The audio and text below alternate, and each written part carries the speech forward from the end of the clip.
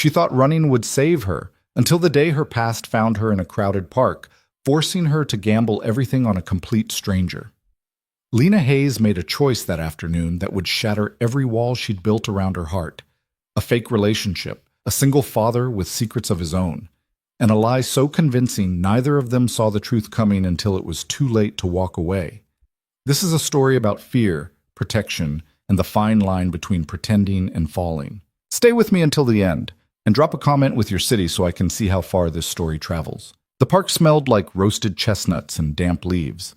November in the city always carried that edge, the kind of cold that worked its way under your collar no matter how tightly you wrapped your scarf. Lena Hayes sat on a green bench near the fountain, hands buried deep in her coat pockets, watching a little girl chase pigeons with the kind of fearless joy that only children possessed. She'd been coming here for 3 weeks now. Same bench, same time. Trying to reclaim something she couldn't name. Normal. Maybe that was it. The coffee shop across the street knew her order by heart now. Black coffee, no sugar, always in a to-go cup even though she never actually left. The barista with the nose ring had stopped asking if she wanted to add a pastry. Lena appreciated that. Small mercies. Her phone buzzed. She didn't look at it. It buzzed again. She pulled it out just enough to see the screen. Unknown number. Her stomach dropped like a stone through ice. Not unknown. Never really unknown. She declined the call and shoved the phone back into her pocket, but her hands were shaking now. The coffee she'd been nursing had gone cold. She set it down on the bench beside her, suddenly nauseous. He wouldn't come here. He doesn't know about this place. Except Marcus had always been good at finding her. Better than good. Obsessive. That's what the restraining order called it. Obsessive behavior. Like that sanitized language could capture what it felt like to be hunted by someone who once claimed to love you. Lena scanned the park, pulse hammering in her throat. Mothers with strollers, a group of teenagers filming something on their phones, an older man feeding ducks by the pond.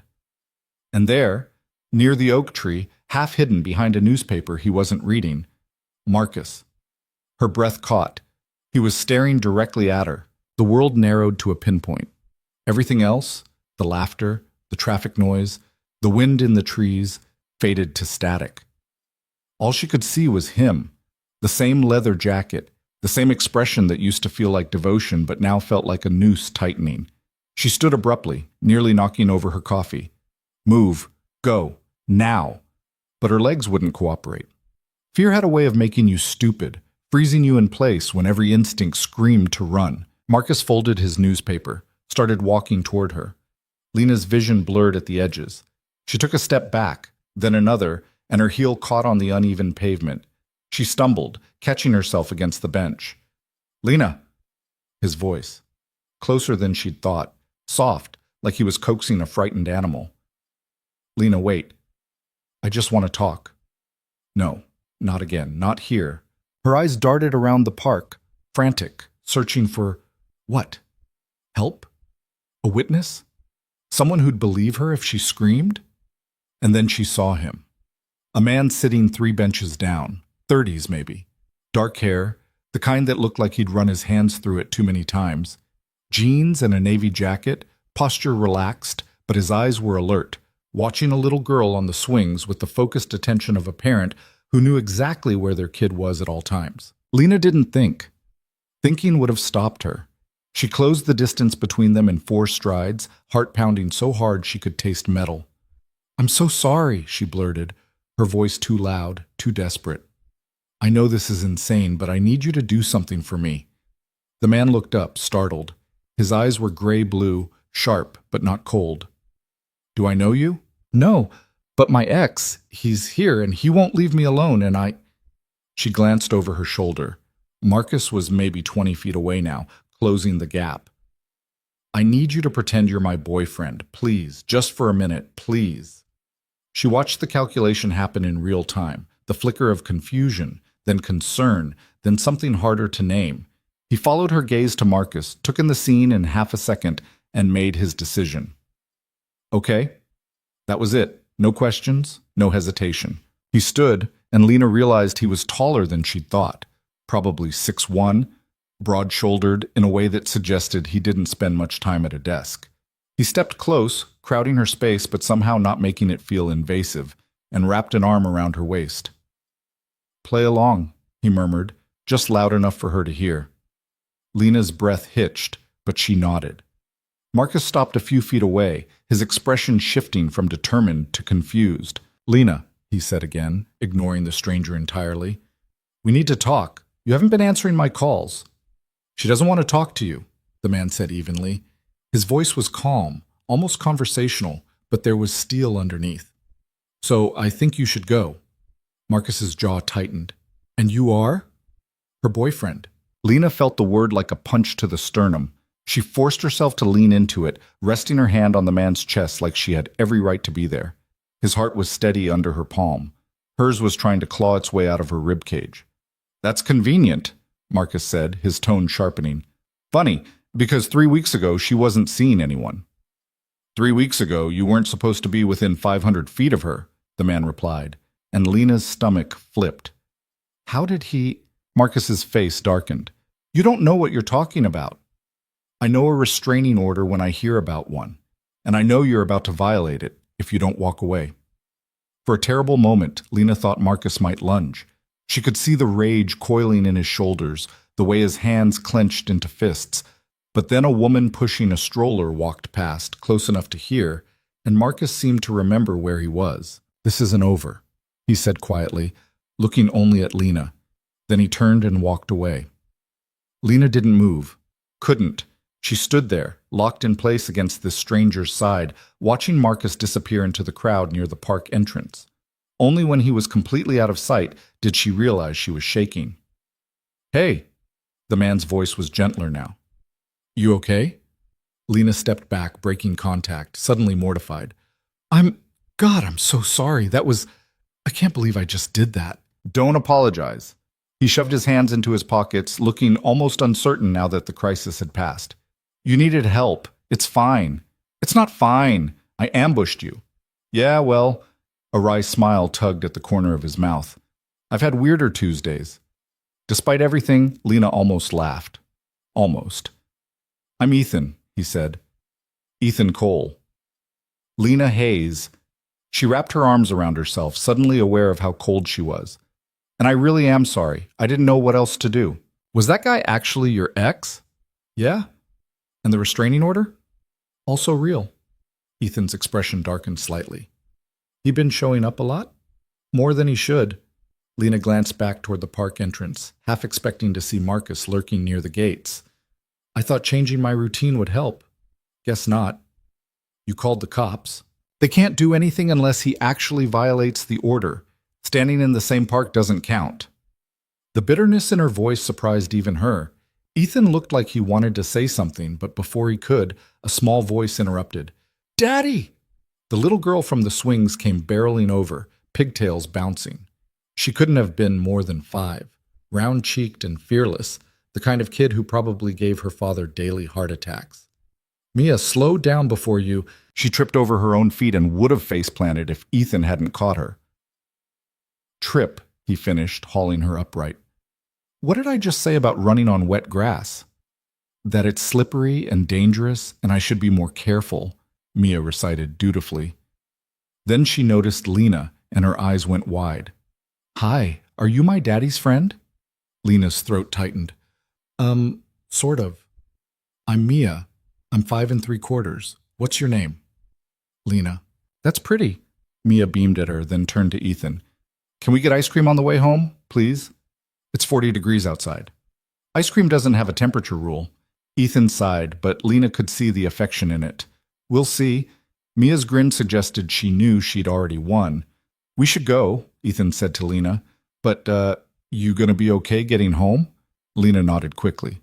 Too quickly. "Yeah, I'll be fine." He didn't look convinced. "You got someone you can call? Friend? Family?" "I'm good. Really." Ethan hesitated, then pulled out his phone. "Give me your number." Lena blinked. "What?" "In case that guy comes back, you shouldn't have to deal with him alone." He saw her expression and added, "Not trying to be weird, just, I've got a kid. If someone was following her around, I'd want her to have backup." Lena's defenses, already battered, cracked a little further. She recited her number. Ethan typed it in and sent her a quick text so she'd have his. "There," he said. If you need a fake boyfriend again, I'm apparently available. This time, Lena did laugh. Small and shaky, but real. Thank you, she said. Seriously, you didn't have to do that. Yeah, I did. Ethan scooped Mia up, settling her on his hip. Take care of yourself, Lena. You too. She watched them walk away. Mia chattering about ice cream flavors, Ethan listening with the patience of someone who'd heard this speech 100 times before. They looked solid, rooted, like the kind of people who didn't have to run from their pasts. Lena envied that more than she cared to admit. She didn't hear from Marcus for 3 days. 3 days of waiting for the other shoe to drop. 3 days of jumping every time her phone buzzed, checking over her shoulder on the subway, taking different routes home just in case. The apartment she'd moved into after the breakup was supposed to be a fresh start. Studio, 5th floor, decent neighborhood. But it had never felt like home. Just a place she slept when she could sleep. Most nights she lay awake listening to sirens and distant arguments, the baseball bat she kept by the bed a cold comfort. Her sister Claire had helped her move in, spent the first night with her, promised to check in regularly. But Claire had 2 kids and a husband who traveled for work. Lena couldn't keep leaning on her, couldn't keep being the broken one who needed saving. She'd tried therapy, sat in a beige office with a woman who nodded sympathetically and used words like trauma response and hypervigilance. It helped, sort of, gave her language for what she was feeling, but it didn't make Marcus disappear. On the 4th day, she got a text from an unknown number. I miss you. Then another. We were good together. You know we were. Then a third. Why are you doing this to us? Lena blocked the number. 20 minutes later, a new one appeared. I saw you with him. You think he cares about you? He doesn't even know you. Her hands were shaking so badly she almost dropped her phone. She thought about calling the police. But what would she say? He's texting me? They'd tell her to document it, maybe add it to her file. Maybe. Probably nothing would come of it. The restraining order was a piece of paper. It didn't stop him from thinking about her, from watching her, from finding new ways to reach her. She thought about calling Claire, but it was Tuesday afternoon and Claire would be picking up the kids from school, navigating carpool and homework and dinner prep. Lena had already disrupted her life enough during the breakup, during the court dates, during the night she'd shown up at 3 a.m. because she couldn't be alone. And then, almost without meaning to, she pulled up Ethan's contact. Her thumb hovered over the call button. This is insane. You barely know him. He was just being nice. But Marcus's words echoed in her head. You think he cares about you? Before she could talk herself out of it, she typed a message. Lena. Hey, this is probably weird, but he showed up again, not in person, just texts. I know you said to reach out if I needed help, but I don't actually expect you to... She deleted the whole thing and started over. Lena. He's texting me from different numbers. I don't know what to do. She stared at the screen, heart pounding, and almost deleted that too. Then she hit send. The response came faster than she expected. Ethan. How many numbers?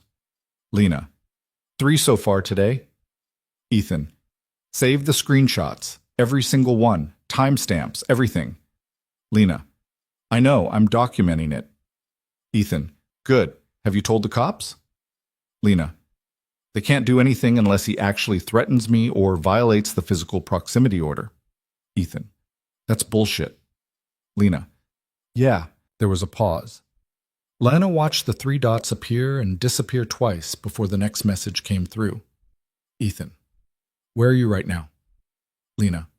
Home. Why? Ethan. You feel safe there? Lena looked around her tiny studio apartment, the deadbolt she'd installed herself, the chair she wedged under the doorknob at night, the baseball bat she kept next to her bed even though she'd never swung one in her life. Lena. Safe enough? Ethan. That's not an answer. Lena. I'm fine. Really, I shouldn't have bothered you. Ethan. You're not bothering me. Ethan. Look, I know we just met, but this guy sounds like he's escalating. You shouldn't have to deal with that alone. Lena. I'm used to it. She regretted sending that the second it went through.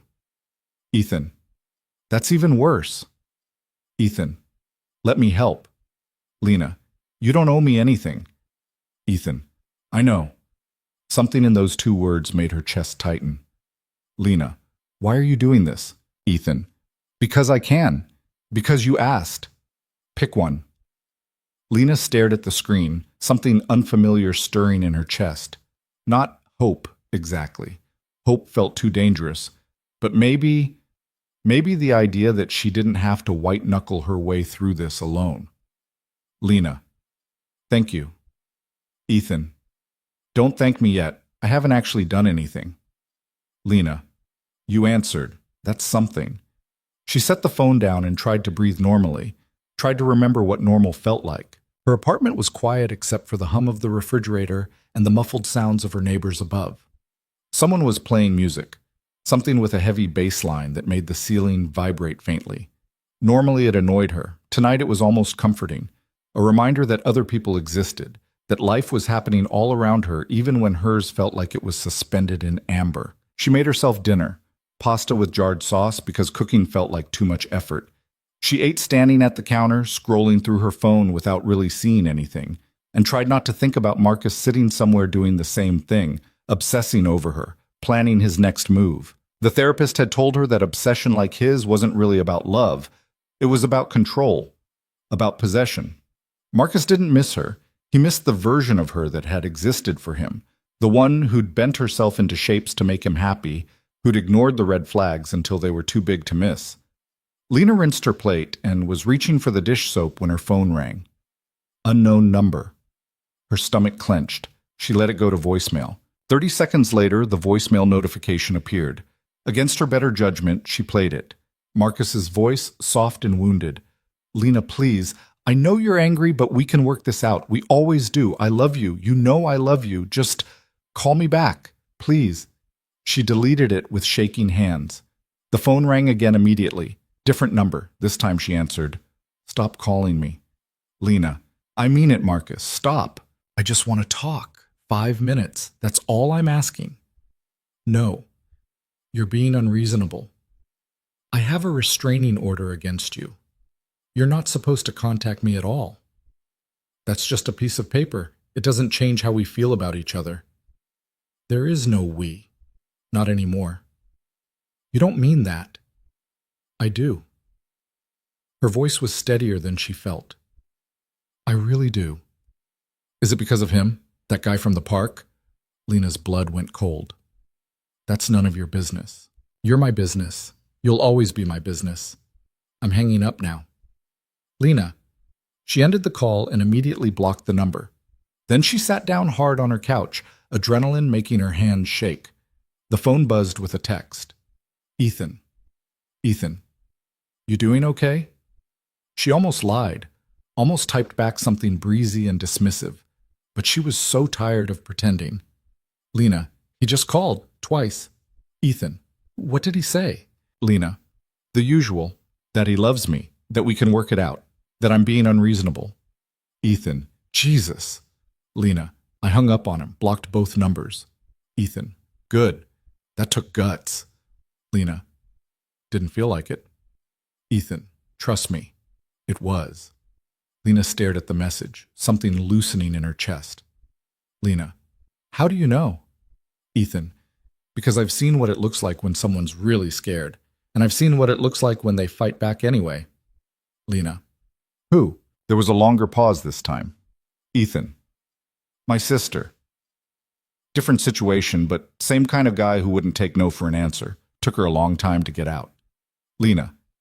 Is she okay now? Ethan. Yeah, mostly. Some days are harder than others. Lena. I'm sorry. Ethan. Don't be. Just keep fighting back. It matters. Lena didn't know what to say to that, so she just sent back a simple, okay. Ethan. You eaten dinner? The subject change caught her off guard. Lena. Yeah, you? Ethan.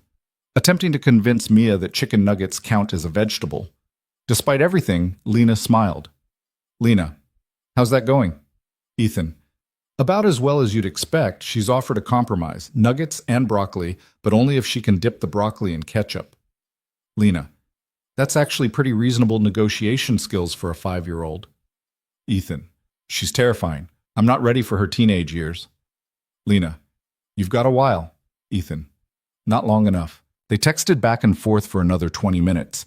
Easy, inconsequential things that had nothing to do with restraining orders or obsessive exes. Ethan told her about Mia's latest obsession with dinosaurs and her conviction that pterodactyls were being unfairly excluded from the dinosaur category. Lena found herself laughing, actually laughing, for the first time in days. When the conversation finally wound down, Ethan sent one last message. Ethan, if he calls again tonight, you call me. I don't care what time it is. Lena, you need to sleep. Ethan, so do you. And you'll sleep better knowing you're not alone in this. Lena looked at those words for a long time. Lena, okay. Ethan, good night, Lena. Lena, good night. She set the phone down and realized she felt lighter somehow. Not safe. She wasn't sure she'd ever feel truly safe again, but less alone. And right now, that was enough. 2 days later, Lena was leaving the grocery store when she saw Marcus's car. Same silver Honda. Same dent in the rear bumper from when he'd backed into a mailbox and blamed her for distracting him. It was parked across the street, engine running. Lena froze on the sidewalk, grocery bags cutting into her palms. He followed me here. The realization hit like cold water. This wasn't a coincidence. This wasn't him happening to be in the neighborhood. He'd tracked her, watched her, waited. She'd driven here today instead of walking, had chosen a different store than her usual, had paid in cash to avoid a paper trail, and he'd still found her. Her phone was already in her hand. She didn't call the police. She called Ethan. He picked up on the second ring. Lena? He's here. Her voice came out thin, shaky. Outside the grocery store on 5th. His car's just sitting there. He's watching me. Are you still inside? No, I'm on the sidewalk. Get back inside right now. Ethan, Lena, go. She turned and walked back through the automatic doors, legs unsteady. The fluorescent lights felt too bright. Everything felt too bright. I'm inside, she said. Good. Stay there. I'm 15 minutes away. You don't have to. Yeah, I do. Is there security? Lena glanced toward the front of the store. A bored-looking teenager in a vest was restocking candy bars. Not really. Find the manager. Tell them what's going on. They'll stay with you until I get there. Ethan, this is crazy. You have Mia. Mia's at a play date. I was already out. His voice was calm, steady, and Lena clung to it like a lifeline. Just stay inside, okay? Don't go near the doors. Okay? I'm going to stay on the line. You don't have to do that. Lena. There was something in his voice now, firm but not unkind. Let me help. So she did. She found the store manager, a middle-aged woman with kind eyes and a no-nonsense demeanor named Patricia, according to her name tag. Lena explained in halting sentences that her ex was outside and she was afraid to leave. Patricia didn't ask questions. She just nodded, touched Lena's arm gently, and stayed close. Honey, you're shaking, Patricia said softly. Come on back to the break room. You can sit down. I need to be able to see the doors, Lena said. Then we'll stand right here together. Patricia positioned herself between Lena and the front windows. Is someone coming for you? Yeah, a friend. The word felt inadequate, but Lena didn't know what else to call Ethan. On the phone, Ethan kept talking the whole time. Not about Marcus, not about anything heavy, just normal things. How Mia's playdate was going with her friend Sophie, who apparently believed she was a mermaid princess and insisted on only answering to Your Highness. The disaster of a PTA meeting he'd sat through last week where parents had spent 45 minutes debating whether the school play should be The Lion King or Frozen, and had somehow ended up with Shrek as a compromise. The fact that his coffee maker had finally died after 8 years of loyal service, and he was contemplating just buying a kettle and going full French press. Mia says French press coffee tastes like dirt water, Ethan said, and Lena could hear the smile in his voice. I asked her how she knew what dirt water tasted like, and she went very quiet. Did she actually drink dirt water? Lena asked, and was surprised to find herself almost smiling despite everything. I'm choosing not to know the answer to that question. Lena's laugh came out shaky but real. Patricia caught her eye and gave her an encouraging nod. I'm pulling up now, Ethan said finally. I can see his car. Stay put. Through the window, Lena saw a dark blue SUV park near the entrance. Ethan climbed out, scanned the street, and his gaze landed on Marcus's Honda. Even from a distance, Lena could see his expression harden. He walked straight toward the car. "What's he doing?" Patricia asked quietly. "I don't know," Lena whispered. Ethan stopped next to the driver's side window and knocked. Lena couldn't hear what he said, but she saw Marcus's face through the windshield. Surprise flickering into anger, then something that might have been fear. The window rolled down halfway. Ethan leaned in close, said something short and sharp. Marcus's face went red. He gestured angrily, but Ethan didn't flinch, didn't step back, just kept talking, his posture calm but unmistakably threatening. And then Ethan straightened, pulled out his phone, and deliberately took a photo of the license plate. Then another of Marcus through the windshield. Marcus's hands gripped the steering wheel so hard Lena could see it from across the street. Ethan said one more thing. Lena saw his mouth move, saw the cold set of his jaw, and then Marcus threw the car into gear and peeled out, tires squealing on the wet pavement. Lena exhaled for what felt like the first time in 10 minutes. Ethan watched the car disappear around the corner, then turned and walked back to the store entrance. He pushed through the doors and his gaze found Lena immediately.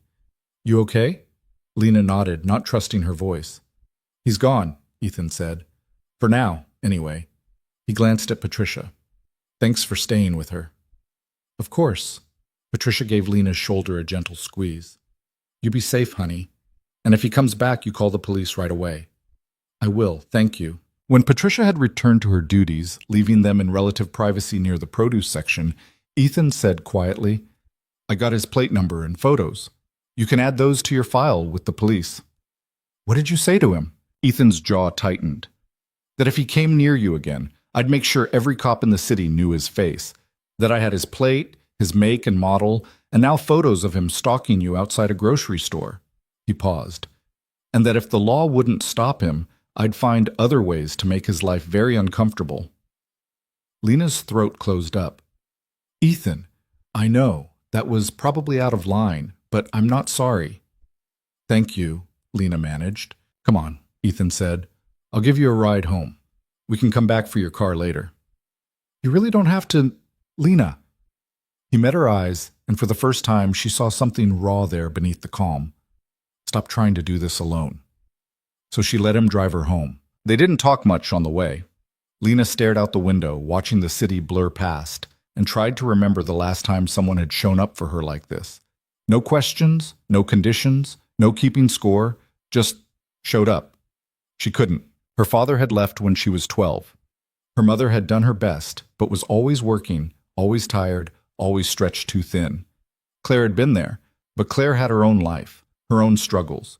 And the men Lena had dated before Marcus, they'd been nice enough, but none of them had ever made her feel like she mattered quite this much. Marcus had made her feel like she mattered. That was the trap. He'd been attentive, devoted, overwhelming in his affection. It had felt like love. It had felt like finally being seen, until it didn't. Until the attention became surveillance, until devotion became possession, until love became a cage she couldn't escape. When Ethan pulled up outside her building, he put the car in park but didn't turn off the engine. "You should probably change your routine again," he said. "Different grocery store, different times. Make it harder for him to track you." "Yeah," Lena's voice was hollow. "I know." She'd been changing her routine for months. Different coffee shops, different routes to work, different everything. But Marcus always found her, like he had some kind of radar, some sixth sense for where she'd be. "And if he shows up again, I'll call you." Ethan looked at her for a long moment. His hands rested on the steering wheel, and Lena noticed for the first time that he wore a watch, but no wedding ring. There was a faint tan line where one used to be. Why? The question slipped out before she could stop it. "Why do you care?" Ethan's expression shifted, something unreadable crossing his face. He was quiet for so long Lena thought he might not answer. "My sister, the one I mentioned, her ex put her in the hospital before she finally got away from him," he said finally. "Fractured ribs, concussion, broken wrist. And I knew. I'd known for months that something was wrong, but I didn't push hard enough, didn't show up when I should have." His knuckles whitened on the steering wheel. "So when I see someone who needs help, I show up. Because I didn't before, and I'll regret that for the rest of my life." Lena felt something crack open in her chest. That wasn't your fault, she said quietly. Maybe not, but I could have done more.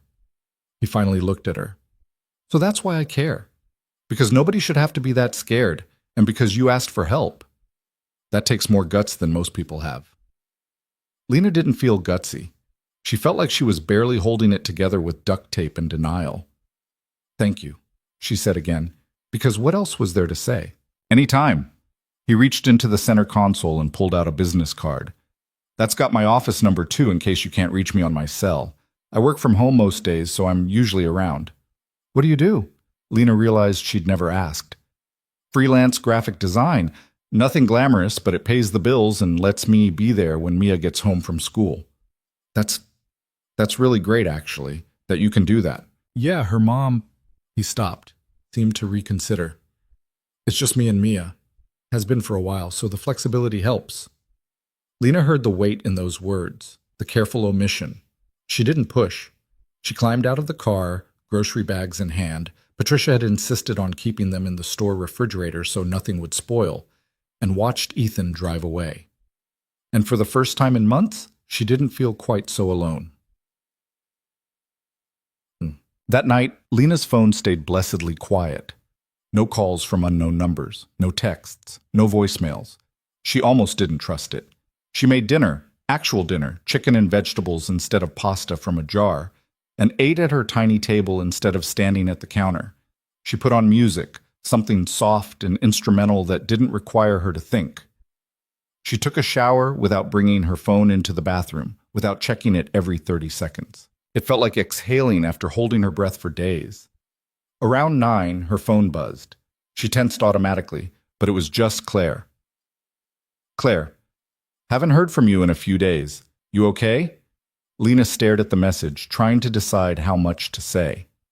Lena, yeah, I'm okay.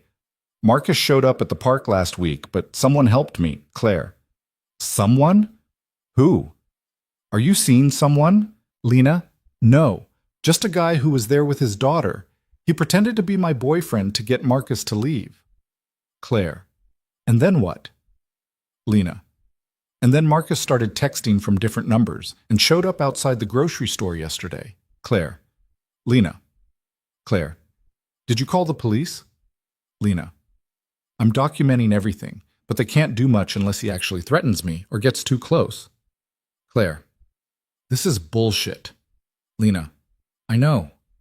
Claire. What about this guy? The one from the park? Lena. What about him? Claire. Is he still helping you? Lena hesitated. Lena.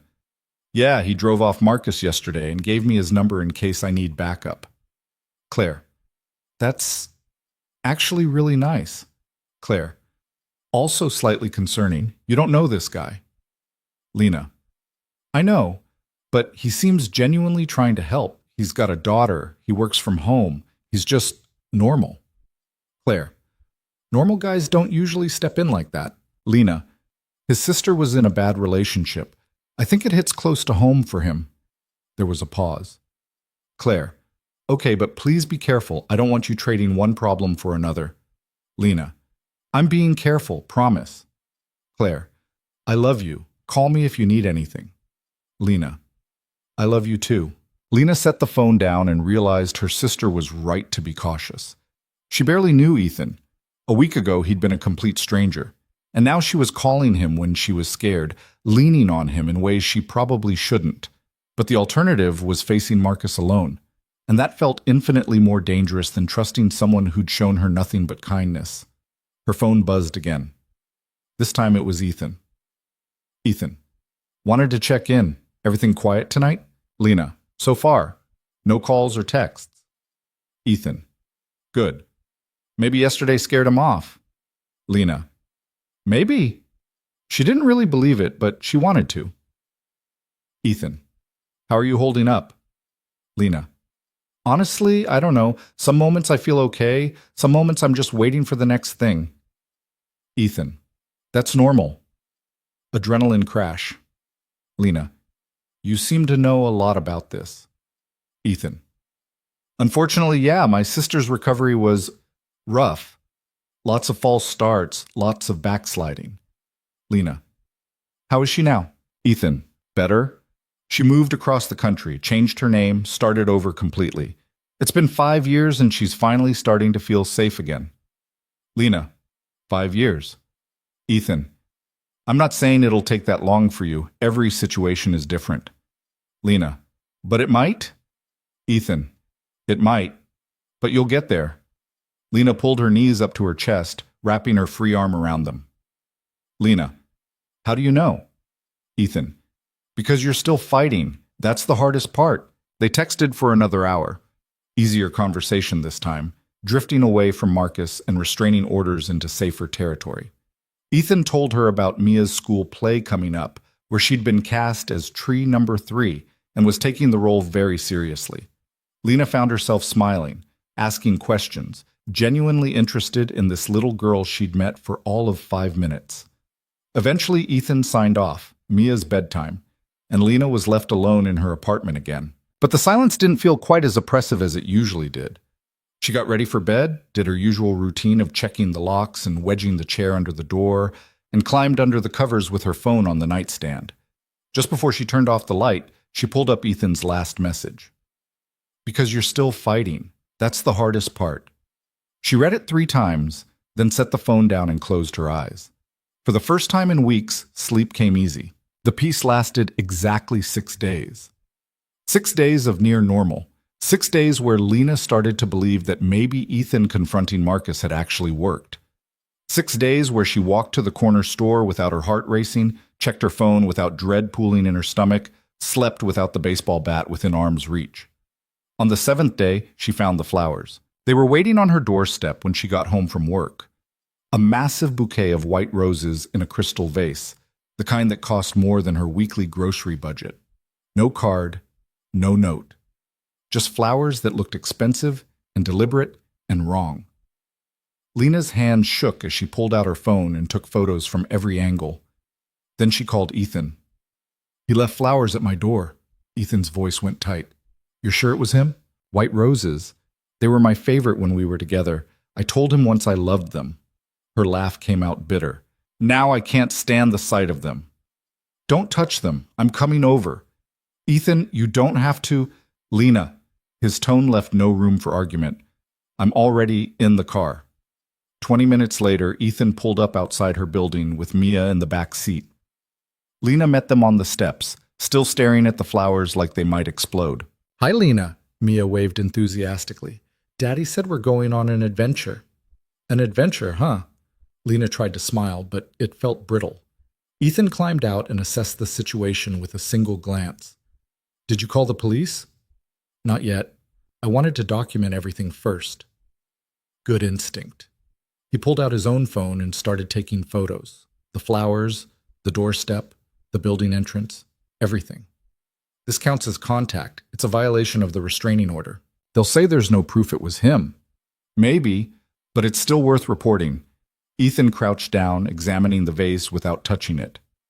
Expensive arrangement. Had to be ordered from somewhere. There might be a receipt trail. Lena hadn't thought of that. You think they'd tell us where it came from? Depends on the florist. Some will, some won't, but it's worth asking. He stood, dusting off his hands. You have gloves? We should move these away from your door. Why gloves? Fingerprints, just in case. The clinical way he said it made Lena's stomach turn. This was her life now. Fingerprints and evidence collection and treating flowers like crime scene material. She retrieved rubber gloves from under her kitchen sink and together they moved the vase to the building's storage room in the basement. The super, a gruff man named Lou, who'd seen enough weird tenant situations to barely blink, let them leave it there after Lena explained. You need me to call someone? Lou asked, his Brooklyn accent thick. I got a nephew who's a cop. I've got it handled, Lena said. But thank you. Back upstairs, Ethan called the non-emergency police line while Lena sat on her apartment steps, trying to keep it together. Mia had wandered over and plopped down next to her, swinging her legs. Are you okay? Mia asked, with the blunt concern only children could manage. I'm okay, sweetheart. You look sad. Lena's throat tightened. Just a little tired. My daddy says tired is sometimes another word for worried. Mia tilted her head. Are you worried? Yeah, Lena admitted. A little bit. About the flowers. About the person who left them. Mia considered this seriously.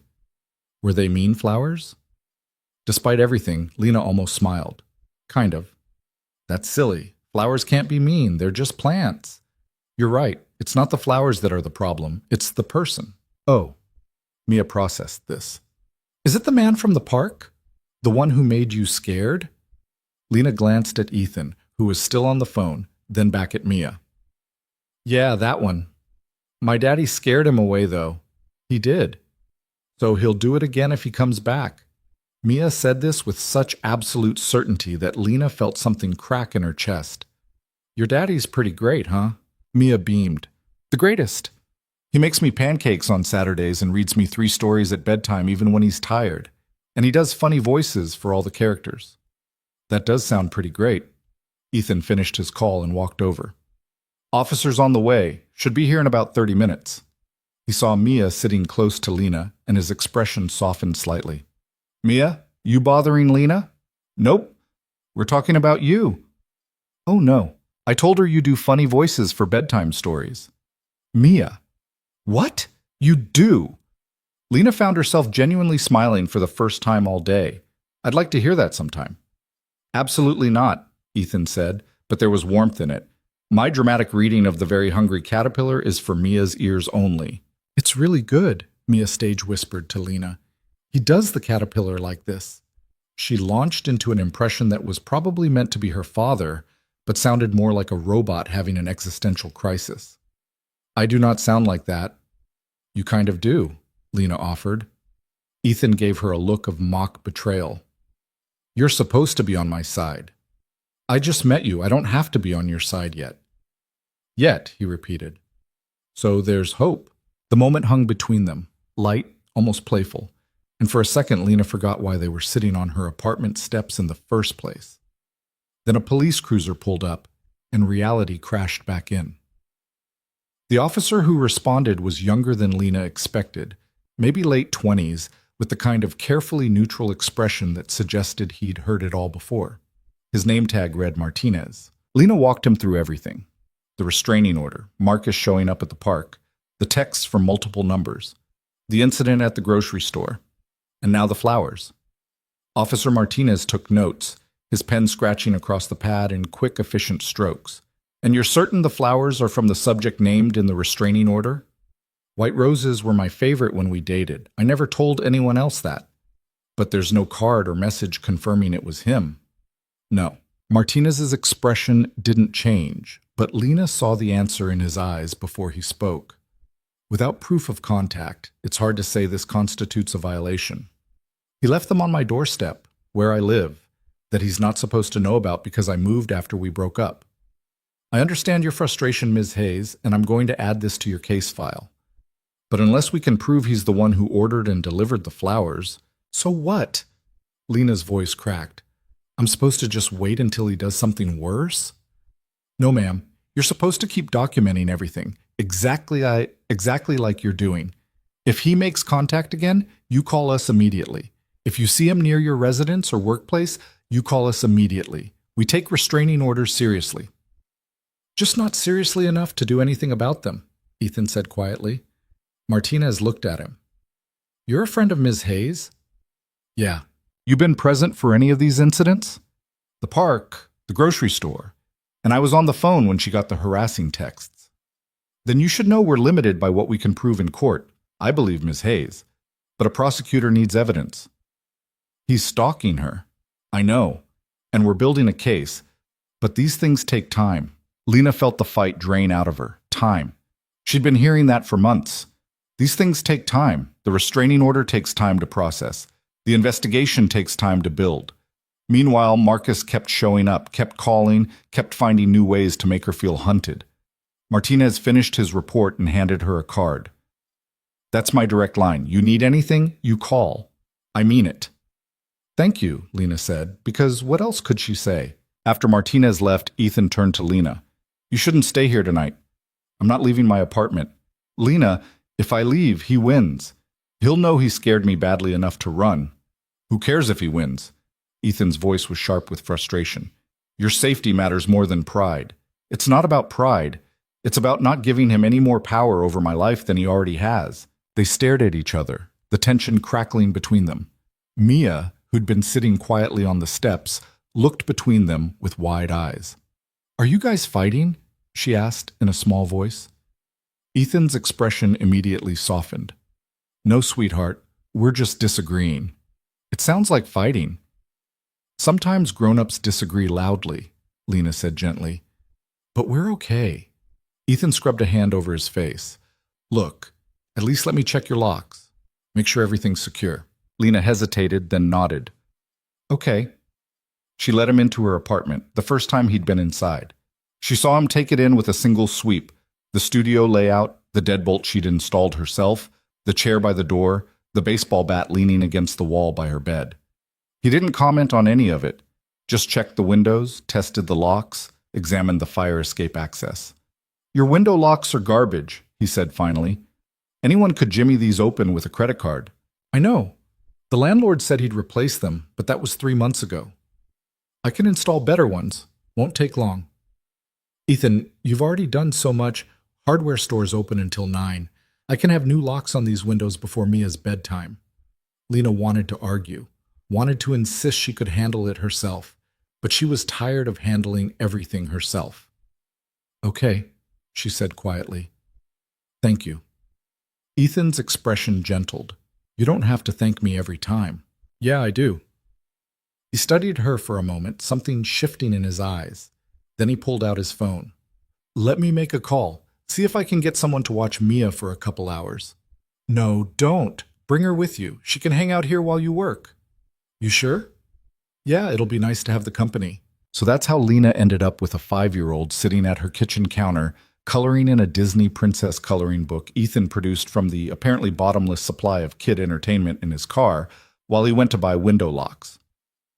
"Do you like Elsa or Anna better?" Mia asked, not looking up from her careful coloring. "I don't know. I haven't seen Frozen in a while." Mia's head shot up, scandalized. "You haven't seen it in a while? You have to watch it all the time. It's the best movie ever made." "Better than Shrek?" "Way better. Shrek is funny, but Frozen has sisters and magic and a talking snowman." Mia returned to her coloring. "I don't have a sister, just me and Daddy." "Yeah?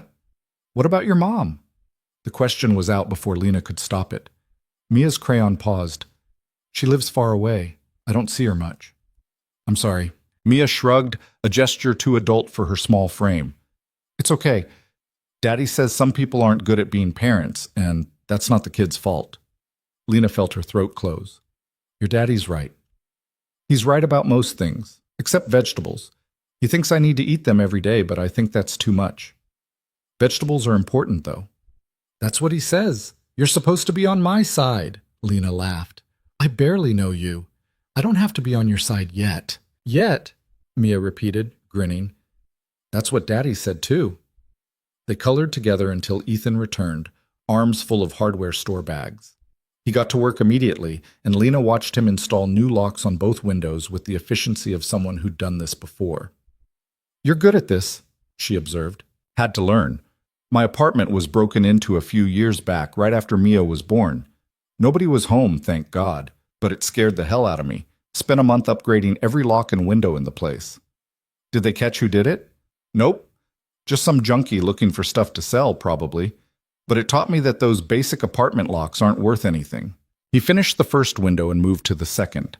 Mia had abandoned her coloring and was now sprawled on Lena's couch, watching a cartoon on Lena's laptop with rapt attention. "She's good," Lena said quietly, watching the girl. "When she wants to be." Ethan's voice carried affection. "Other times she's a tiny tornado." "How long have you been doing this alone?" 3 years. Mia's mom left when she was 2. Just decided she didn't want to be a parent anymore and took off." He said it matter-of-factly, but Lena heard the old hurt underneath. "I came home from work one day, and she was gone. Left a note saying she couldn't do it anymore." "That's awful." "Yeah, it took me a while to stop blaming myself, wondering what I could have done differently." "It wasn't your fault. I know that now. Doesn't change the fact that Mia's growing up without a mother." "She's growing up with a father who loves her. That counts for a lot." Ethan glanced at her, and something passed between them. Understanding, maybe. Recognition. Your dad around? He asked. Nope. Left when I was 12. Haven't heard from him since. I'm sorry. Don't be. We were better off without him anyway. He drank too much, worked too little, blamed everyone else for his problems. Lena leaned against the wall. My mom worked 2 jobs to keep us afloat. My sister Claire basically raised me. That why you're close? Yeah, she's the one who helped me leave Marcus. Let me stay with her for 2 months while I got back on my feet. Went with me to every court date. Lena's voice softened. I don't know what I would have done without her. You would have figured it out. You're stronger than you think. I don't feel strong. Nobody does, but you left. You got a restraining order. You're rebuilding your life. That's strength. Lena wanted to believe him. Some days she almost did. Ethan finished the second window lock and tested it twice. There, that should hold. Thank you. Stop thanking me. Make me. The words came out flirtier than she'd intended. Ethan's eyes met hers, and for a second the air between them shifted, charged with something neither of them seemed ready to name. Then Mia called out, Daddy, I'm hungry. The moment broke. We should go, Ethan said. Let you get some rest. Yeah, okay. But neither of them moved. Lena, Ethan said finally, if you change your mind about staying here tonight, if you get scared or if anything feels off, you call me. I don't care if it's 3 a.m. I know. I mean it. I know, Ethan. He held her gaze a moment longer, then turned to collect Mia and her scattered coloring supplies. At the door, Mia threw her arms around Lena's waist in an impulsive hug. Bye, Lena. I hope the mean flower man leaves you alone. Lena hugged her back, surprised by how much the gesture meant. Thanks, sweetie. Come on, monster, Ethan said, but his voice was gentle. He looked at Lena. Lock the door behind us. I will. And check the windows. Ethan. Sorry, occupational anxiety. Occupational anxiety? Being a single parent. You develop it after about 3 seconds. Lena smiled despite herself. Get out of here. Your daughter needs dinner. After they left, Lena locked the door, both the knob lock and the deadbolt, and wedged the chair under the handle. She checked the new window locks twice. They were solid, professional grade, the kind that would actually stop someone from breaking in. She should have felt safer. Instead, she felt exhausted. Her phone buzzed. Unknown number. Her stomach dropped, but when she opened it, it was just a spam text about extended car warranties. She blocked it anyway, just to be safe. Then another text came through, this time from Ethan. Ethan. Mia wants to know if you like chicken nuggets. Lena. Who doesn't like chicken nuggets? Ethan. Apparently that's the right answer. You've been approved as a friend. Lena. There was an approval process? Ethan. Rigorous. She's very selective. Lena. I'm honored. Ethan. You should be. Last person to make the cut was Sophie, and that took 6 months. Lena smiled at her phone, then caught herself. This was getting complicated. Ethan wasn't just helping her anymore. He was becoming part of her life. And Mia, with her gap-toothed grin and absolute certainty that her father could fix anything, was worming her way into Lena's carefully guarded heart. She should probably be more careful. Put up more walls. Protect herself. But she was so tired of walls. Lena, tell me a thank you for hanging out with me tonight. Ethan. She said, and I quote, anytime. Lena's nice and she doesn't make me eat broccoli. Lena, I see her priorities are in order. Ethan, you're a bad influence. Lena, I haven't even fed her yet. Ethan, that's how I know you'll be trouble. The easy banter felt good, normal, like something that belonged in the life Lena was trying to build, not the one she was running from. Lena, thanks again for tonight. The locks, the police report, all of it. Ethan, stop thanking me. Lena, make me. This time she meant it to sound flirty, meant to test the waters of whatever was building between them. The 3 dots appeared, disappeared, appeared again. Ethan, get some rest, Lena. Ethan, I'll check in tomorrow. Not quite a retreat, but not quite an advance either. Lena wasn't sure if she felt relieved or disappointed. She got ready for bed, going through her nightly routine with mechanical precision. Shower, pajamas, check the locks again, baseball bat within reach. But tonight, With the new window locks installed and Ethan's number in her phone, she didn't feel quite so much like prey. She fell asleep thinking about Mia's laugh and the way Ethan's eyes had softened when he looked at his daughter.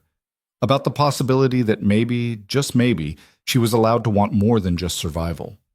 The flowers in the basement storage room could wait until morning. The next 2 weeks fell into a rhythm that felt almost sustainable. Marcus stayed quiet. No calls, no texts, no appearances. Lena started to breathe a little easier, though she never fully let her guard down. And Ethan kept showing up, not in a smothering way, just there.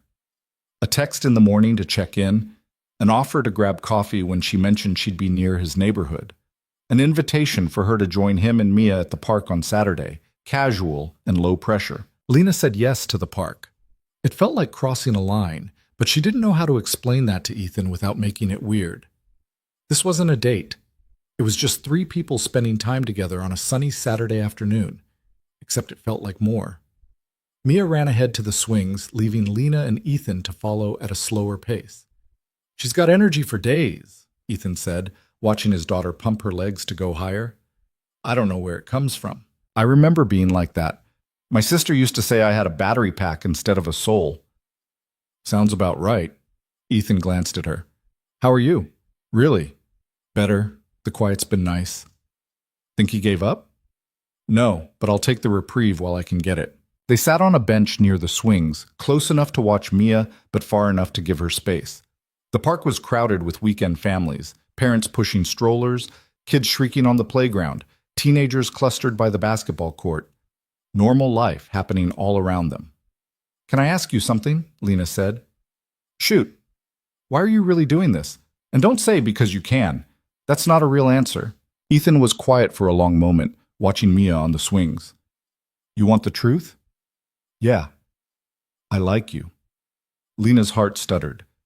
"Ethan, not like that. I mean..." He stopped, seeming to reconsider. "Okay, maybe a little like that, but mostly I just think you deserve better than what you're getting. And I'm in a position to help, so I am." "That's it?" "That's it." He looked at her finally, his expression open. "I'm not trying to be a hero, Lena. I'm just trying to be a friend, if that's okay." "Yeah," Lena said softly. "That's okay." "Good, because Mia's already decided you're part of her life, and it would break her heart if you disappeared." "Just Mia's heart?" The question hung between them. "Just Mia's," Ethan said, but his voice said otherwise. Before Lena could respond, Mia came running over. "Lena, come push me. Daddy doesn't push high enough." "I push exactly high enough," Ethan protested. "Nope. Too low. Lena will do better." Lena laughed and let Mia drag her to the swings. She pushed the little girl, listening to her delighted shrieks, and felt something loosen in her chest that had been tight for so long she'd forgotten what relaxed felt like. Maybe this was allowed. Maybe she was allowed to have this. A friend who showed up, a kid who liked her, an afternoon in the park without fear chasing her. Maybe she was allowed to want more than just survival. She was still thinking about that when her phone buzzed in her pocket. She ignored it at first. Mia was mid-story about a dragon who only ate purple food, but then it buzzed again. And again. "Hold on, sweetie," Lena said, slowing the swing. She checked her phone and her blood went cold. Unknown number. 3 texts. "I see you found someone new. Does he know what you're really like? Does he know you're mine?" A 4th text came through as she stared at the screen. A photo. Of her. Right now. In the park. Pushing Mia on the swing. Lena's hand started shaking so hard she almost dropped the phone. "Lena?" Ethan was beside her instantly. "What's wrong?" She couldn't speak. Could only hand him the phone. His face went dark as he read the messages. Then he looked up, scanning the park with sharp, calculating eyes. "Take Mia," he said quietly. "Get to my car. Now." "Ethan?" "Now, Lena." She didn't argue. She grabbed Mia's hand, the girl's smile fading as she picked up on the adult's tension, and walked as calmly as she could toward the parking lot. Behind her, Lena heard Ethan on his phone with the police. And somewhere in the crowd of weekend families, Marcus was watching. Lena's legs felt like they might give out before she reached the car. Mia's hand was small and warm in hers, the girl mercifully quiet as they crossed the parking lot. Behind them, Ethan's voice carried sharp and clear as he gave the dispatcher their location. Gray sedan, 2 rows back from the entrance. We're getting in now. Lena fumbled with his door handle, her fingers clumsy with adrenaline. The SUV chirped as Ethan unlocked it remotely, still 20 feet away. She got Mia into her booster seat, hands shaking so badly she struggled with the buckle. Lena, you're hurting my arm, Mia said quietly. Sorry, baby, sorry. Lena forced herself to loosen her grip, to breathe. Just need to get you safe. Is the mean man here? I don't know. Ethan reached the car and immediately started scanning the parking lot, his phone still pressed to his ear. Yeah, she's got the photos, taken within the last 5 minutes. He paused. I don't care what your protocol is. He's here right now watching us. Send someone.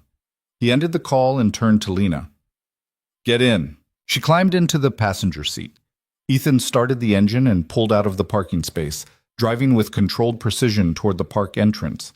His eyes never stopped moving, checking mirrors, scanning faces, looking for Marcus in the Saturday afternoon crowd. Do you see him? Lena's voice came out thin. No, but he's here somewhere. They drove in silence for several blocks. Mia had gone quiet in the back seat, picking up on the tension radiating from both adults. Finally, Ethan pulled into a coffee shop parking lot and cut the engine. What are we doing? Lena asked, making sure we're not being followed. He watched the street behind them for a full minute. No gray sedan, no familiar face. Okay, I think we're clear. You think? Lena. He turned to face her fully.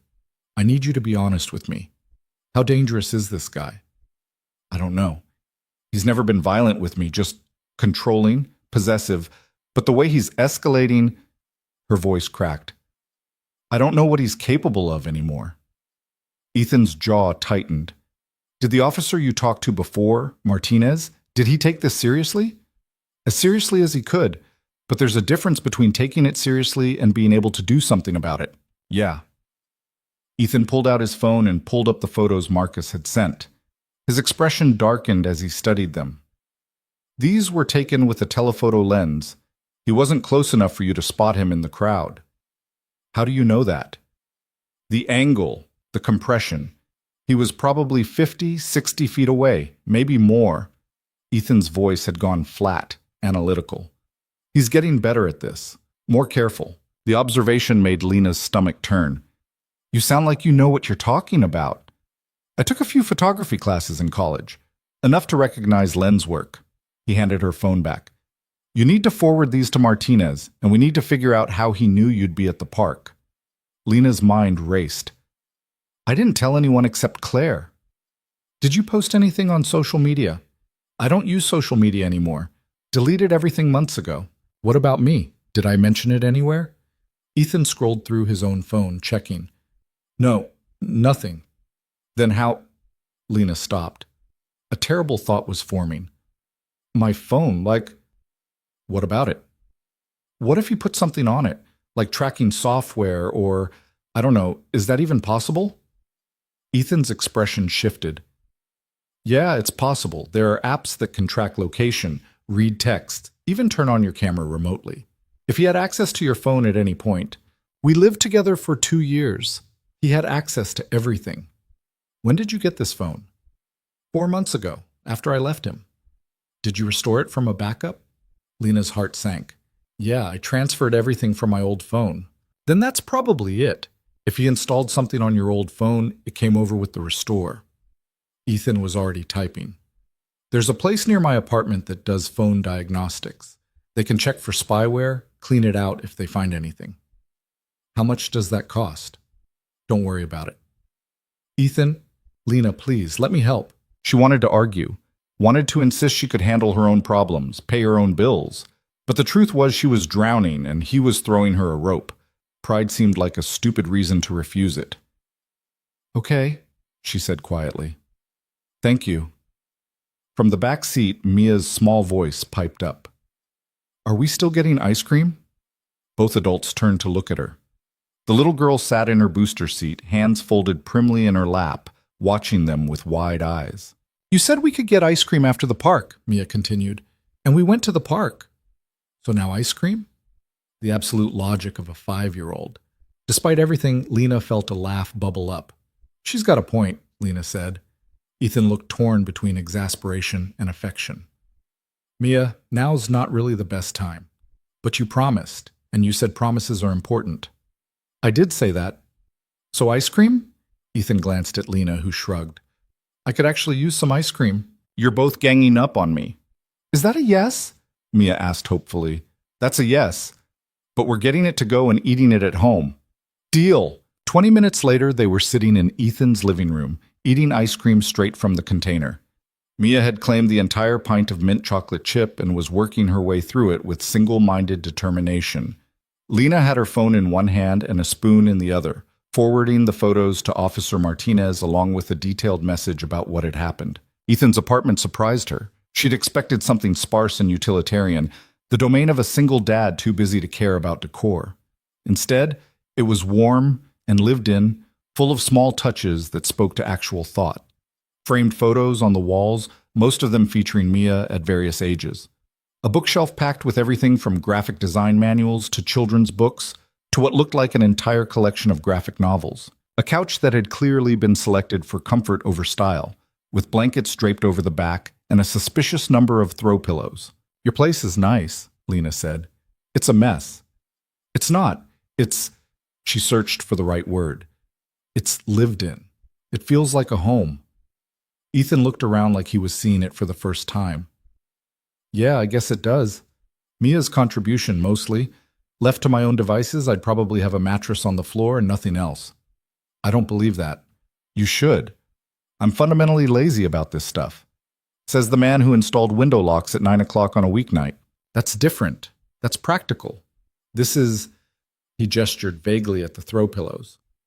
I don't know what this is. It's making a space feel safe. That's practical too. Something shifted in Ethan's expression.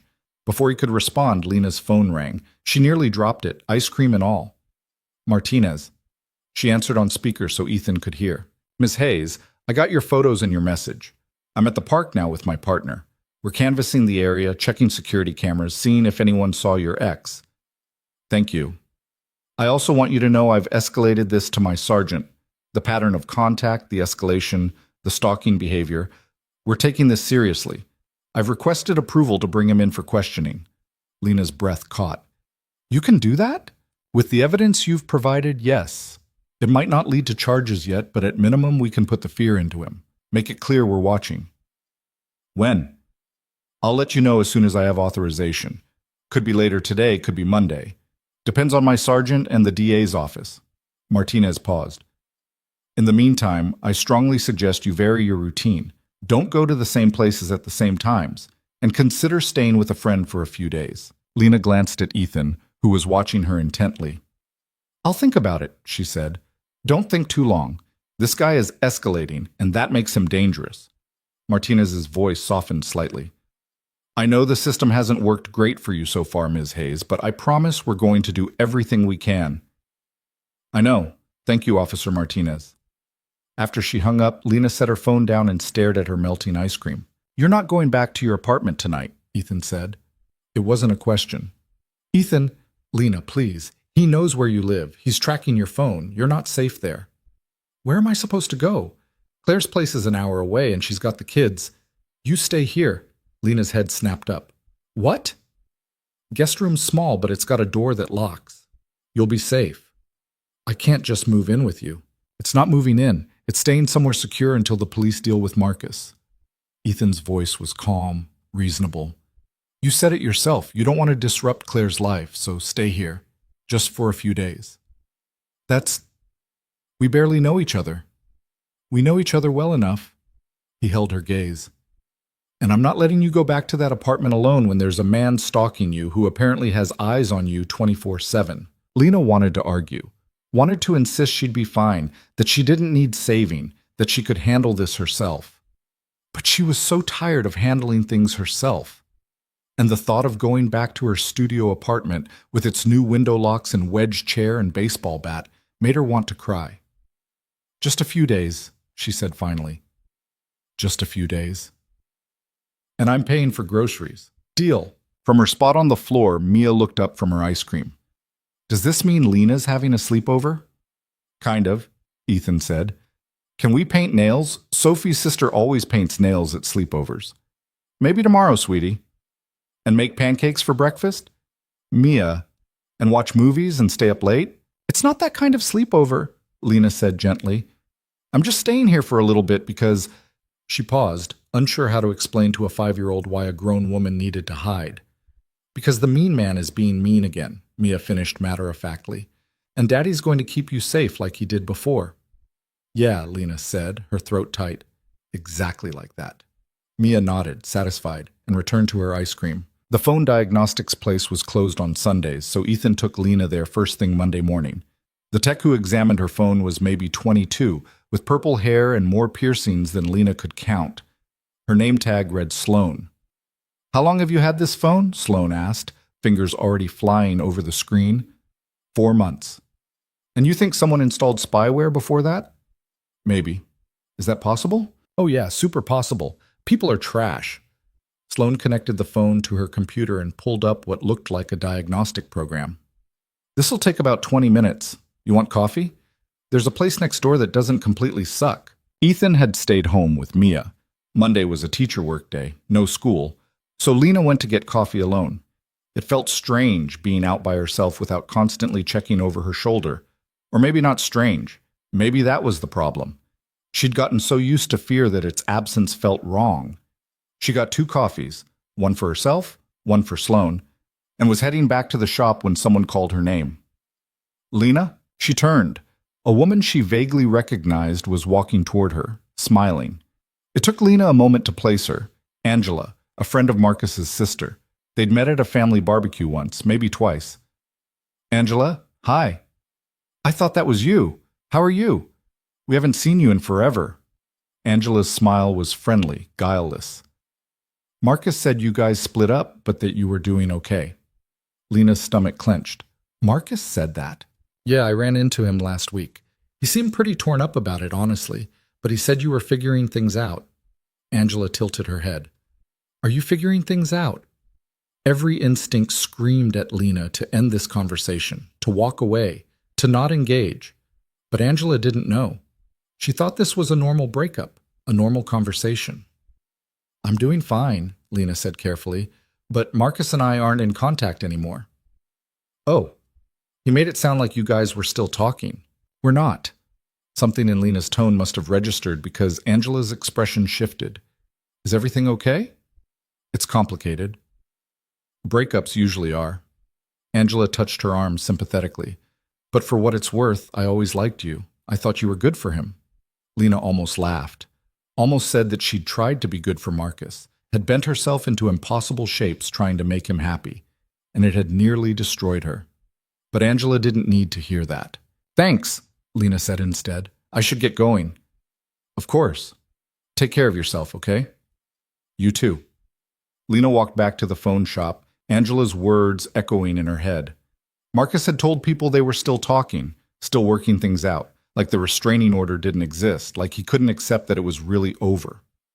Sloan looked up when Lena entered. Okay, so good news and bad news. Bad news first. Your phone had 3 different tracking apps installed. One for location, one that logged your texts and calls, and one that could remotely access your camera and microphone. Lena felt sick. For how long? Based on the install dates, at least 6 months, maybe longer. Can you tell what he saw?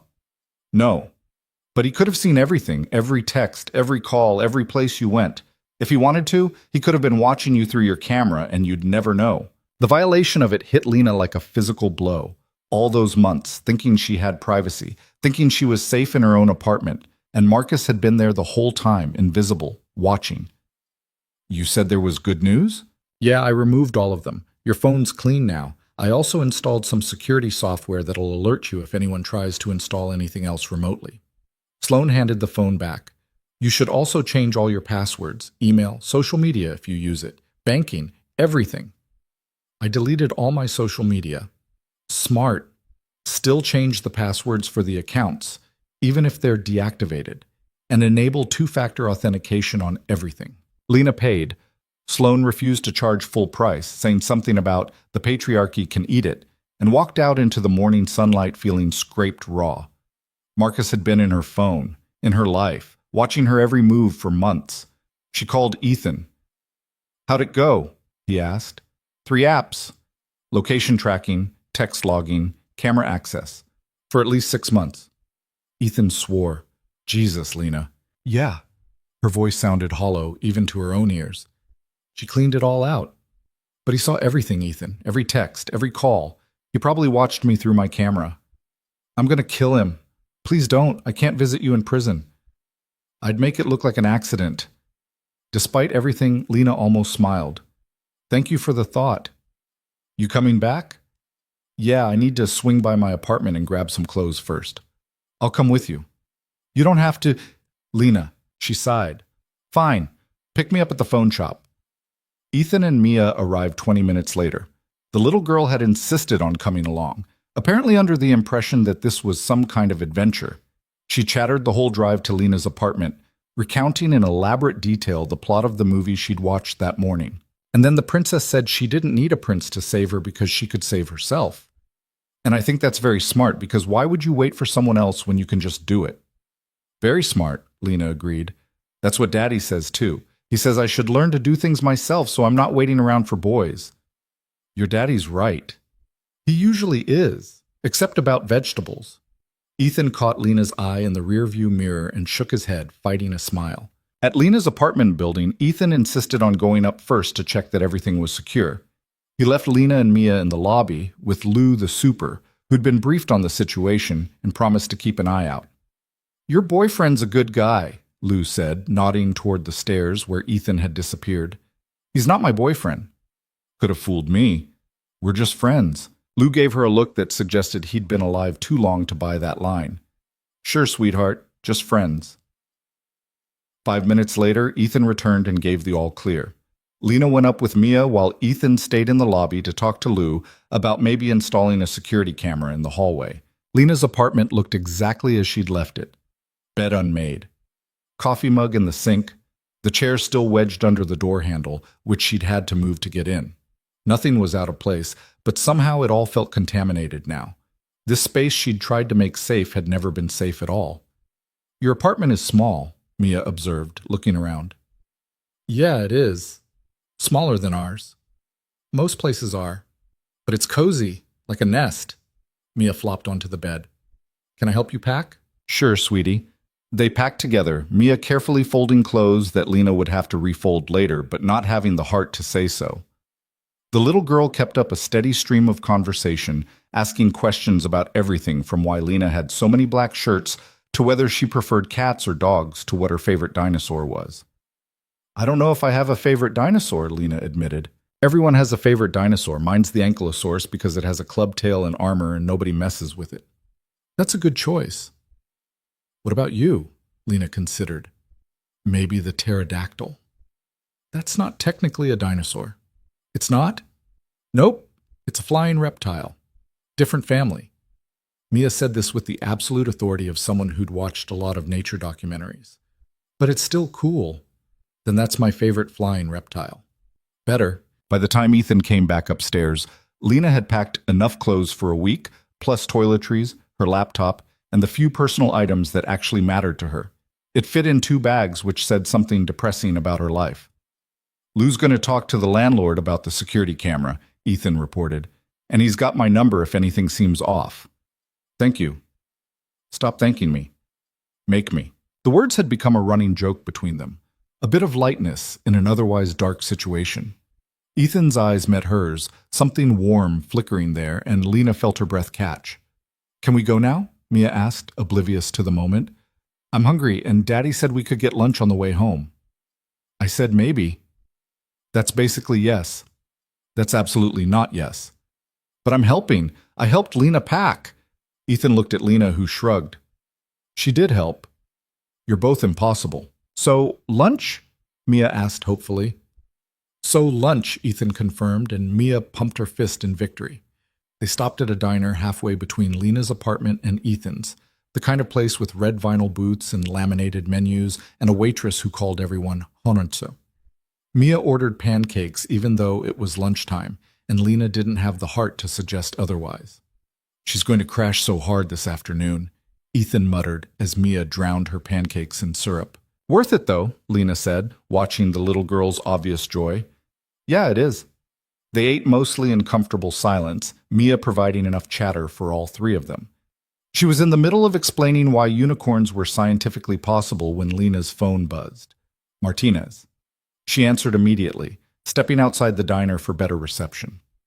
Ethan watched through the window, his expression tense. Ms. Hayes, we brought Marcus Hoffman in for questioning this morning. Lena's knees went weak.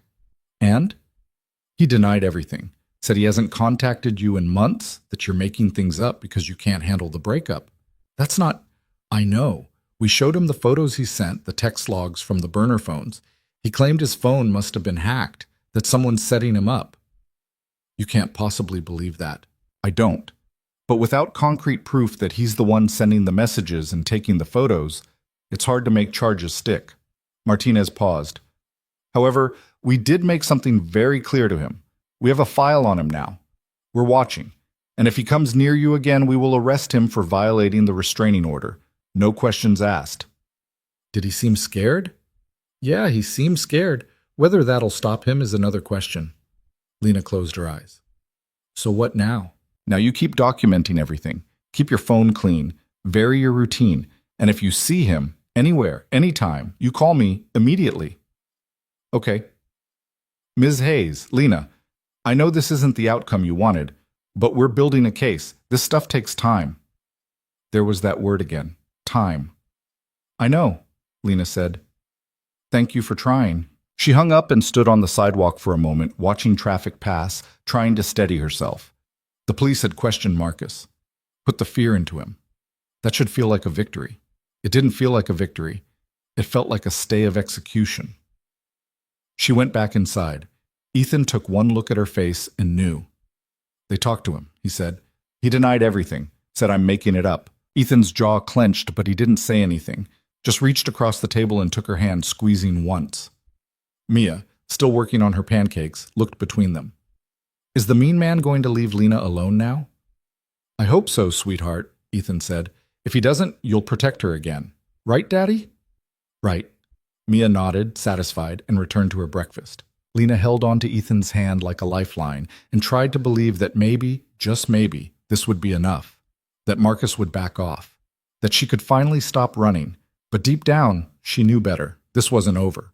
Not even close. The silence lasted 4 days this time. 4 days where Lena stayed at Ethan's apartment, sleeping in the guest room that smelled faintly of lavender detergent, eating meals at his kitchen table, slowly learning the rhythms of his and Mia's life. 4 days where she started to feel almost normal again, even as part of her stayed coiled tight, waiting for Marcus to prove that the police visit had meant nothing. On the 5th day, everything shattered. Lena was making coffee in Ethan's kitchen. He'd left early to drop Mia at school when her phone rang. Claire. Hey, Lena answered, wedging the phone between her shoulder and ear as she poured water into the coffee maker. What's up? Are you okay? Claire's voice was tight with something that sounded like panic. Lena's hand stilled. Yeah, I'm fine. Why? Marcus just called me. The coffee pot slipped from Lena's grip, shattering against the tile floor. Water and glass went everywhere. He what? He called me. On my cell. I don't know how he got my number. I changed it after you left him. But he called and said... Claire's voice broke. Lena, he knows where I live. He described my house. He knew about the kids' school. Ice flooded Lena's veins. What did he say? That he's worried about you. That you've been telling people lies about him, and he just wants to make sure you're okay. That maybe I should encourage you to get help. Claire was crying now. He sounded so reasonable, Lena. So calm. Like he actually cared. But the whole time he was talking, I kept thinking, he knows where my kids go to school. Lena's legs gave out. She slid down the cabinet until she was sitting on the floor, surrounded by broken glass and spilled water, phone pressed so hard to her ear, it hurt. I'm so sorry, she whispered. Claire, I'm so sorry. Don't apologize. This isn't your fault. Claire's voice hardened. But you need to tell the police right now. He's threatening my family. He didn't threaten you. Not technically. Lena, I know how this works. If he didn't make an explicit threat, the police can't do anything. Bitterness leaked into her voice. He's too smart for that. He knows exactly how far he can push without crossing the line. Then we make him cross the line. What? I'm recording everything, every call, every text, every time I see him near my house or the kid's school. And if he shows up, I'm calling the cops and pressing charges myself. Claire's voice was steel. He wants to come after my family? He just made the biggest mistake of his life. Lena wanted to tell her sister to stay out of it, that Marcus was dangerous, that she should just ignore him.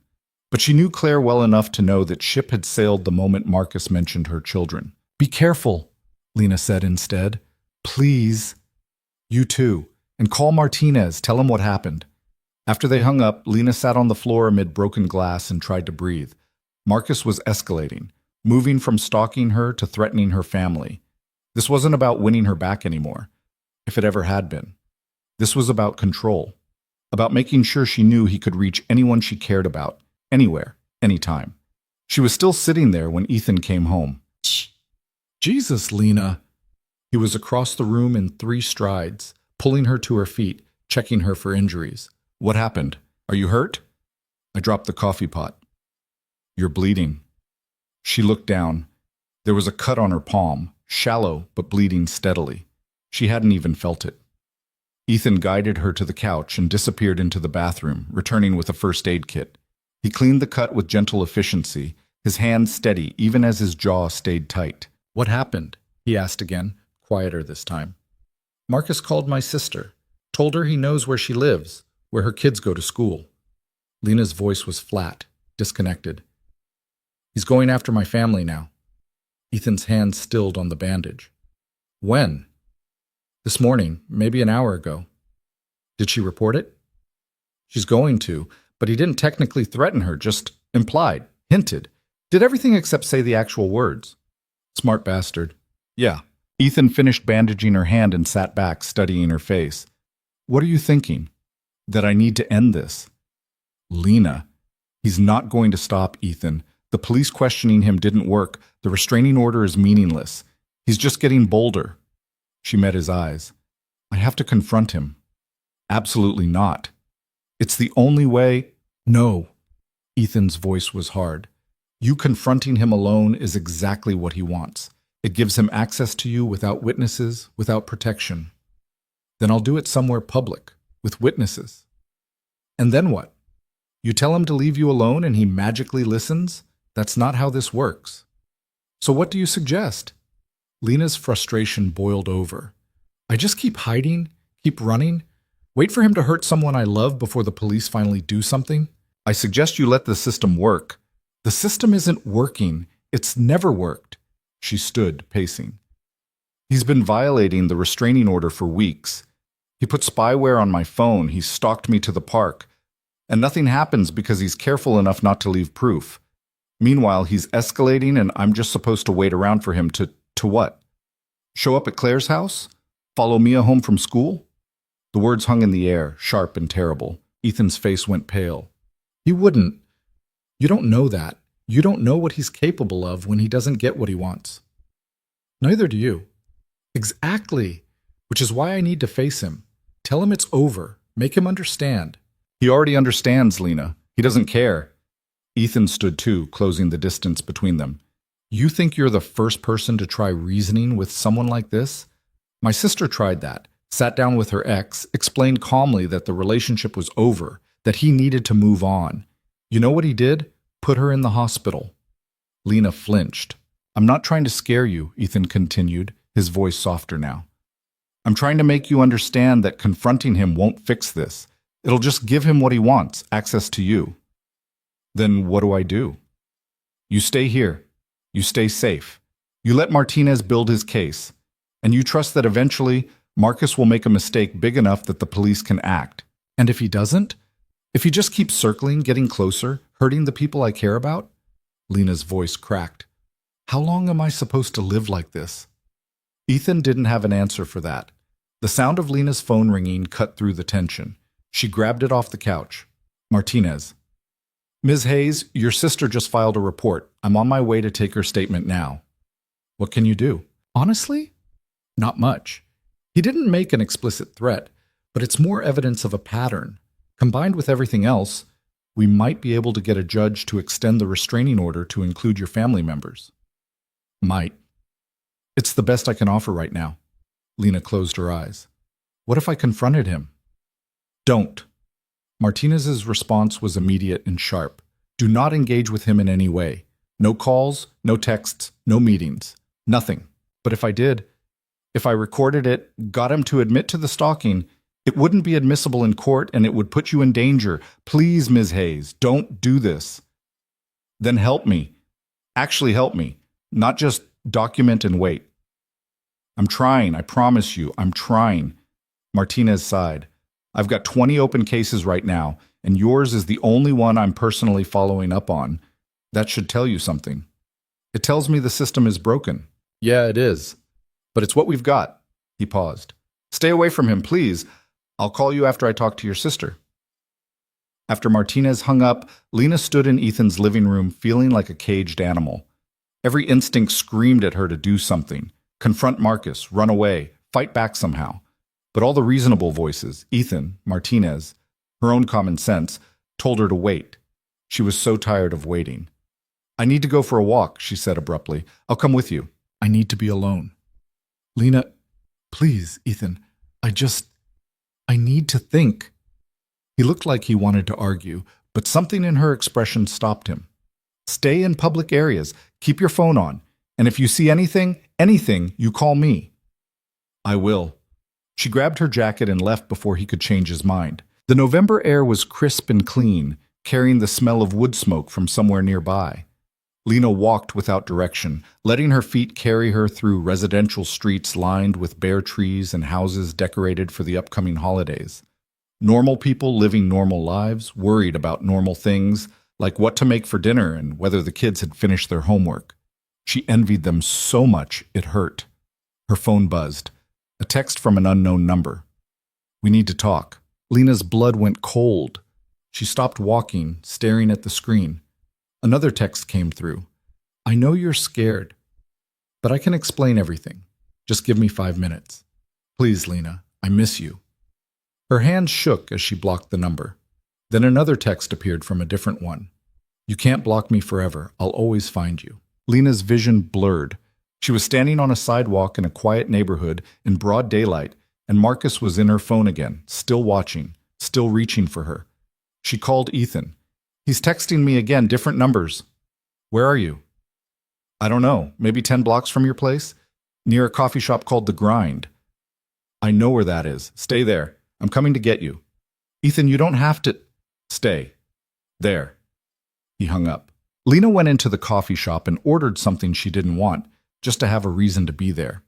The barista was young, maybe 19, with bright blue hair and a name tag that said River. You okay?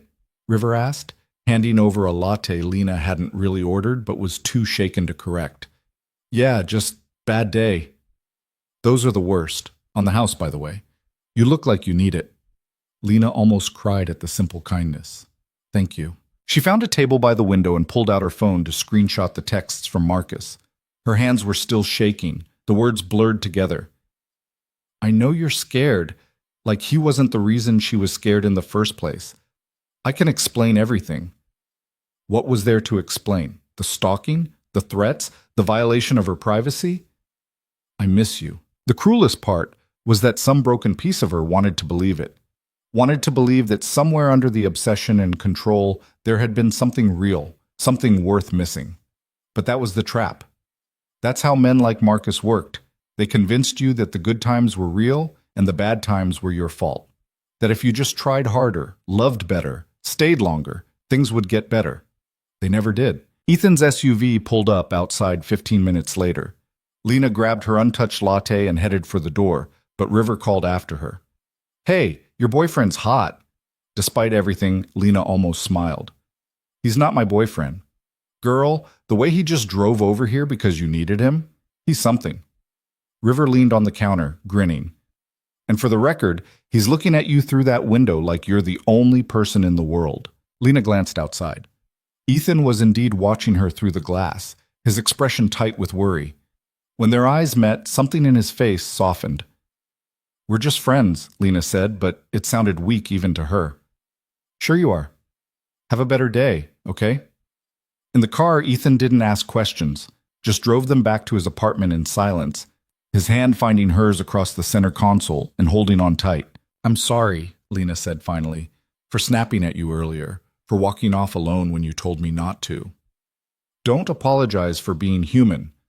I'm making your life complicated. My life was already complicated. I have a 5-year-old who thinks dinosaurs are a food group. He glanced at her.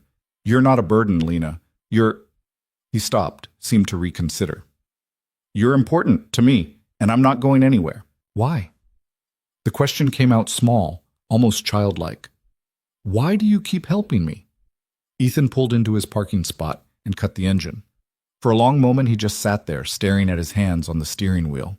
Because the first time I saw you, you were terrified but still standing your ground, he said finally. Because you asked a complete stranger for help and trusted me not to make it worse. Because you're kind to my daughter even when you're falling apart.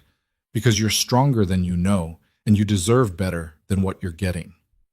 He turned to face her, and Lena saw something raw and honest in his eyes. And because somewhere along the way, I stopped pretending this was just about helping someone in trouble, Ethan continued, his voice quiet. I care about you, Lena, more than I probably should given the circumstances, and I'm not going to apologize for that. Lena's breath caught. Ethan, you don't have to say anything. I just need you to know you're not alone in this. Not anymore. They sat in the car, the silence stretching between them, heavy with things neither of them seemed ready to name. Finally, Lena reached over and took his hand. Thank you, she whispered. For what? For showing up, for staying, for making me feel like I'm worth fighting for. Ethan's fingers tightened around hers. You are. You really are. The moment was broken by Lena's phone ringing. Martinez again. She answered on speaker. Please tell me you have good news. I talked to your sister. She's filing for her own restraining order against Hoffman, listing her children as protected parties. It's a long shot, but if we can get 2 separate orders, it might actually mean something, Lena finished. Maybe. Also, the DA's office is reviewing the evidence we've collected. All the texts, the photos, the spyware on your phone. They're considering whether it's enough for stalking charges. When will they decide? Could be days, could be weeks. I'm pushing for days.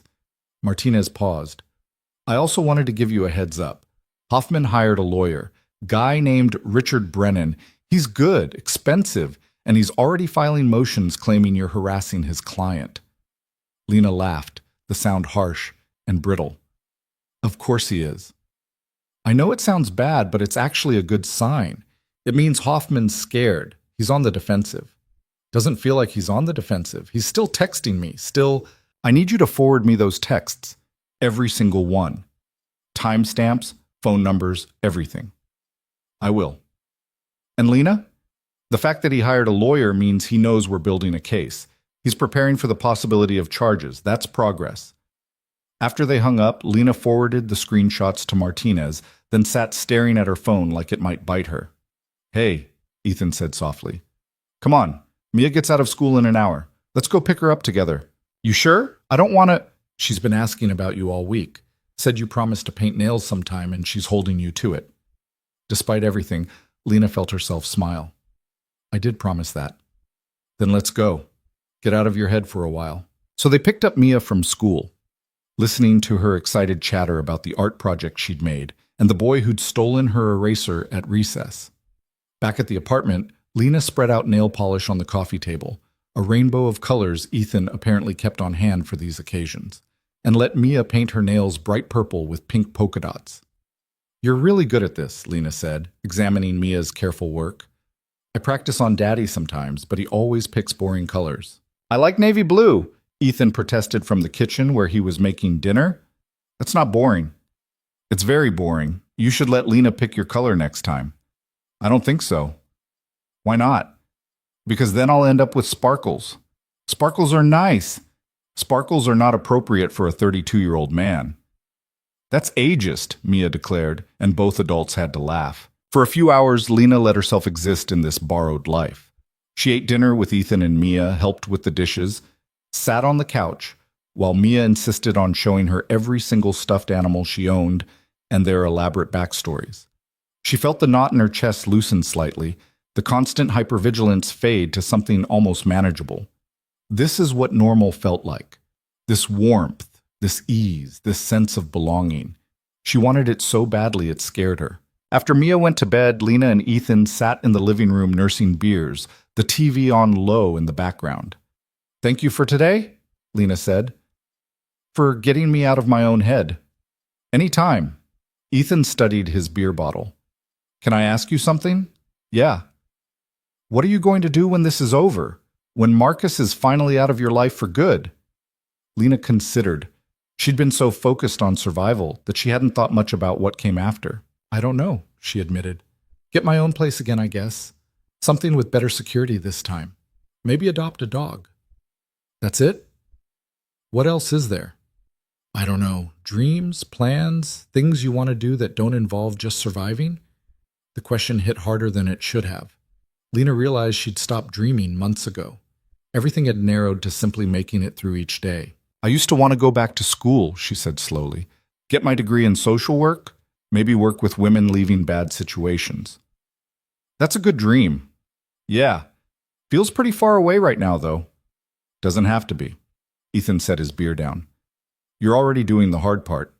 Everything after this is just moving forward. You make it sound simple. It's not, but it's possible." He met her eyes. "And you're not alone in it. Not if you don't want to be." There it was again. That weight, that promise, that thing building between them that neither seemed willing to name directly. "Ethan," Lena started, then stopped. "I don't know if I'm ready for... after everything with Marcus, I don't know if I can..." "I know," he said quietly. "I'm not asking you to be ready. I'm just telling you that when you are, if you are, I'll be here." Lena felt tears prick her eyes. She blinked them back. "You barely know me." "I know enough. You know the broken version, the one who's being stalked and can't keep it together. That's not all you are. It feels like all I am lately." Ethan reached over and took her hand. The gesture so familiar now, it felt natural. "You're also the person who makes my daughter laugh, who drinks terrible coffee without complaining, who apologizes for things that aren't your fault because you're so used to taking responsibility for other people's behavior." His thumb brushed over her knuckles. "You're more than what he did to you, Lena. A lot more." She wanted to believe him, wanted to see herself the way he apparently saw her, capable, worthy, whole. Maybe someday she would. "Thank you," she whispered. They sat like that for a while, hands linked, watching mindless television neither of them was really paying attention to. And for the first time in longer than Lena could remember, the future felt like something other than just more fear. Her phone buzzed on the coffee table. Both of them tensed. But it was just Claire. "Claire, restraining order approved. Covers me and the kids. Takes effect Monday." Lena, "That's good. Really good." Claire, "How are you holding up?" Lena, "Better than I was this morning." Claire, "Good. Love you." Lena, "Love you too." Lena showed Ethan the message. He nodded, some of the tension leaving his shoulders. "Progress," he said. "Yeah, finally." But even as she said it, Lena couldn't shake the feeling that they were just in the eye of the storm. That Marcus was out there somewhere, planning his next move, waiting for the perfect moment to strike. She was right. 3 days later, Marcus showed up at Mia's school. Ethan got the call while he was working from home, Lena sitting across from him at the kitchen table with her laptop. The school's number flashed on his screen and Lena watched the color drain from his face as he answered. "Mr. Cole? This is Principal Anderson. There was an incident today at pickup. A man approached your daughter on the playground, said he was a friend of the family. Our teachers intervened before he could get close, but I wanted to let you know immediately." Ethan's hand clenched around the phone so hard Lena heard the case creak. "Is Mia okay?" "She's fine. A little confused, but fine. We've asked the man to leave the premises and we're reviewing our security footage now." "What did he look like?" "Mid-30s, brown hair, leather jacket. He gave his name as Marcus." Lena felt the room tilt. "I'll be there in 10 minutes, Ethan said, his voice deadly calm. Don't let Mia out of your sight." He was already moving toward the door before he hung up. Lena grabbed her jacket and followed. "I'm coming with you." "Lena, he went after your daughter because of me. I'm coming." They made the drive in 8 minutes, Ethan's knuckles white on the steering wheel. Principal Anderson met them at the front office, a middle-aged woman with kind eyes and a no-nonsense demeanor. "Mia's in the art room with her teacher," she said. "She's okay, but she was asking why a stranger knew your names." "Where is he now?" Ethan's voice was tight. "Gone, but we have him on camera approaching the fence. I've already called the police." She led them to her office and pulled up the security footage. There, clear as day, was Marcus, standing outside the chain-link fence surrounding the playground, calling to Mia, waving, smiling. Lena felt sick. "That's him," she told Principal Anderson. "That's Marcus Hoffman. There's a restraining order. He's not supposed to be anywhere near me or my family." "He claimed to be a family friend."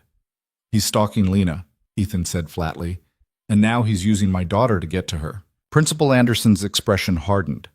"We take the safety of our students very seriously, Mr. Cole. I've already updated our security protocols. No one gets within 50 feet of this building without authorization." A uniformed officer arrived 20 minutes later to take their statements. Not Martinez, someone older, a sergeant named Williams, who listened with professional detachment as Lena explained the whole situation. "And you're certain the man in the footage is the subject of your restraining order?" Williams asked. "Positive." "Then we'll add this to the case file. Approaching a minor, especially one connected to the protected party, could constitute witness intimidation or stalking by proxy." "Could?" Ethan's voice was sharp. "He showed up at my daughter's school. That's not could. That's illegal. I understand your frustration, Mr. Cole, but we need to establish intent. If he claims he didn't know the child's connection to Miss Hayes—" "He called her by name," Lena interrupted. "He knew exactly who she was." Williams nodded. "That helps. I'll make sure Detective Martinez gets this information immediately." After Williams left, Ethan went to collect Mia from the art room. She ran to him the second she saw him, wrapping her arms around his neck. "Daddy, there was a man who knew my name, but I didn't know him, and Miss Patterson said I did good by not talking to strangers."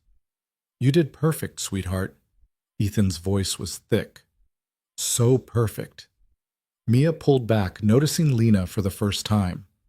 "Lena, the man said he knew you too." "Did he say anything else?" Lena asked gently.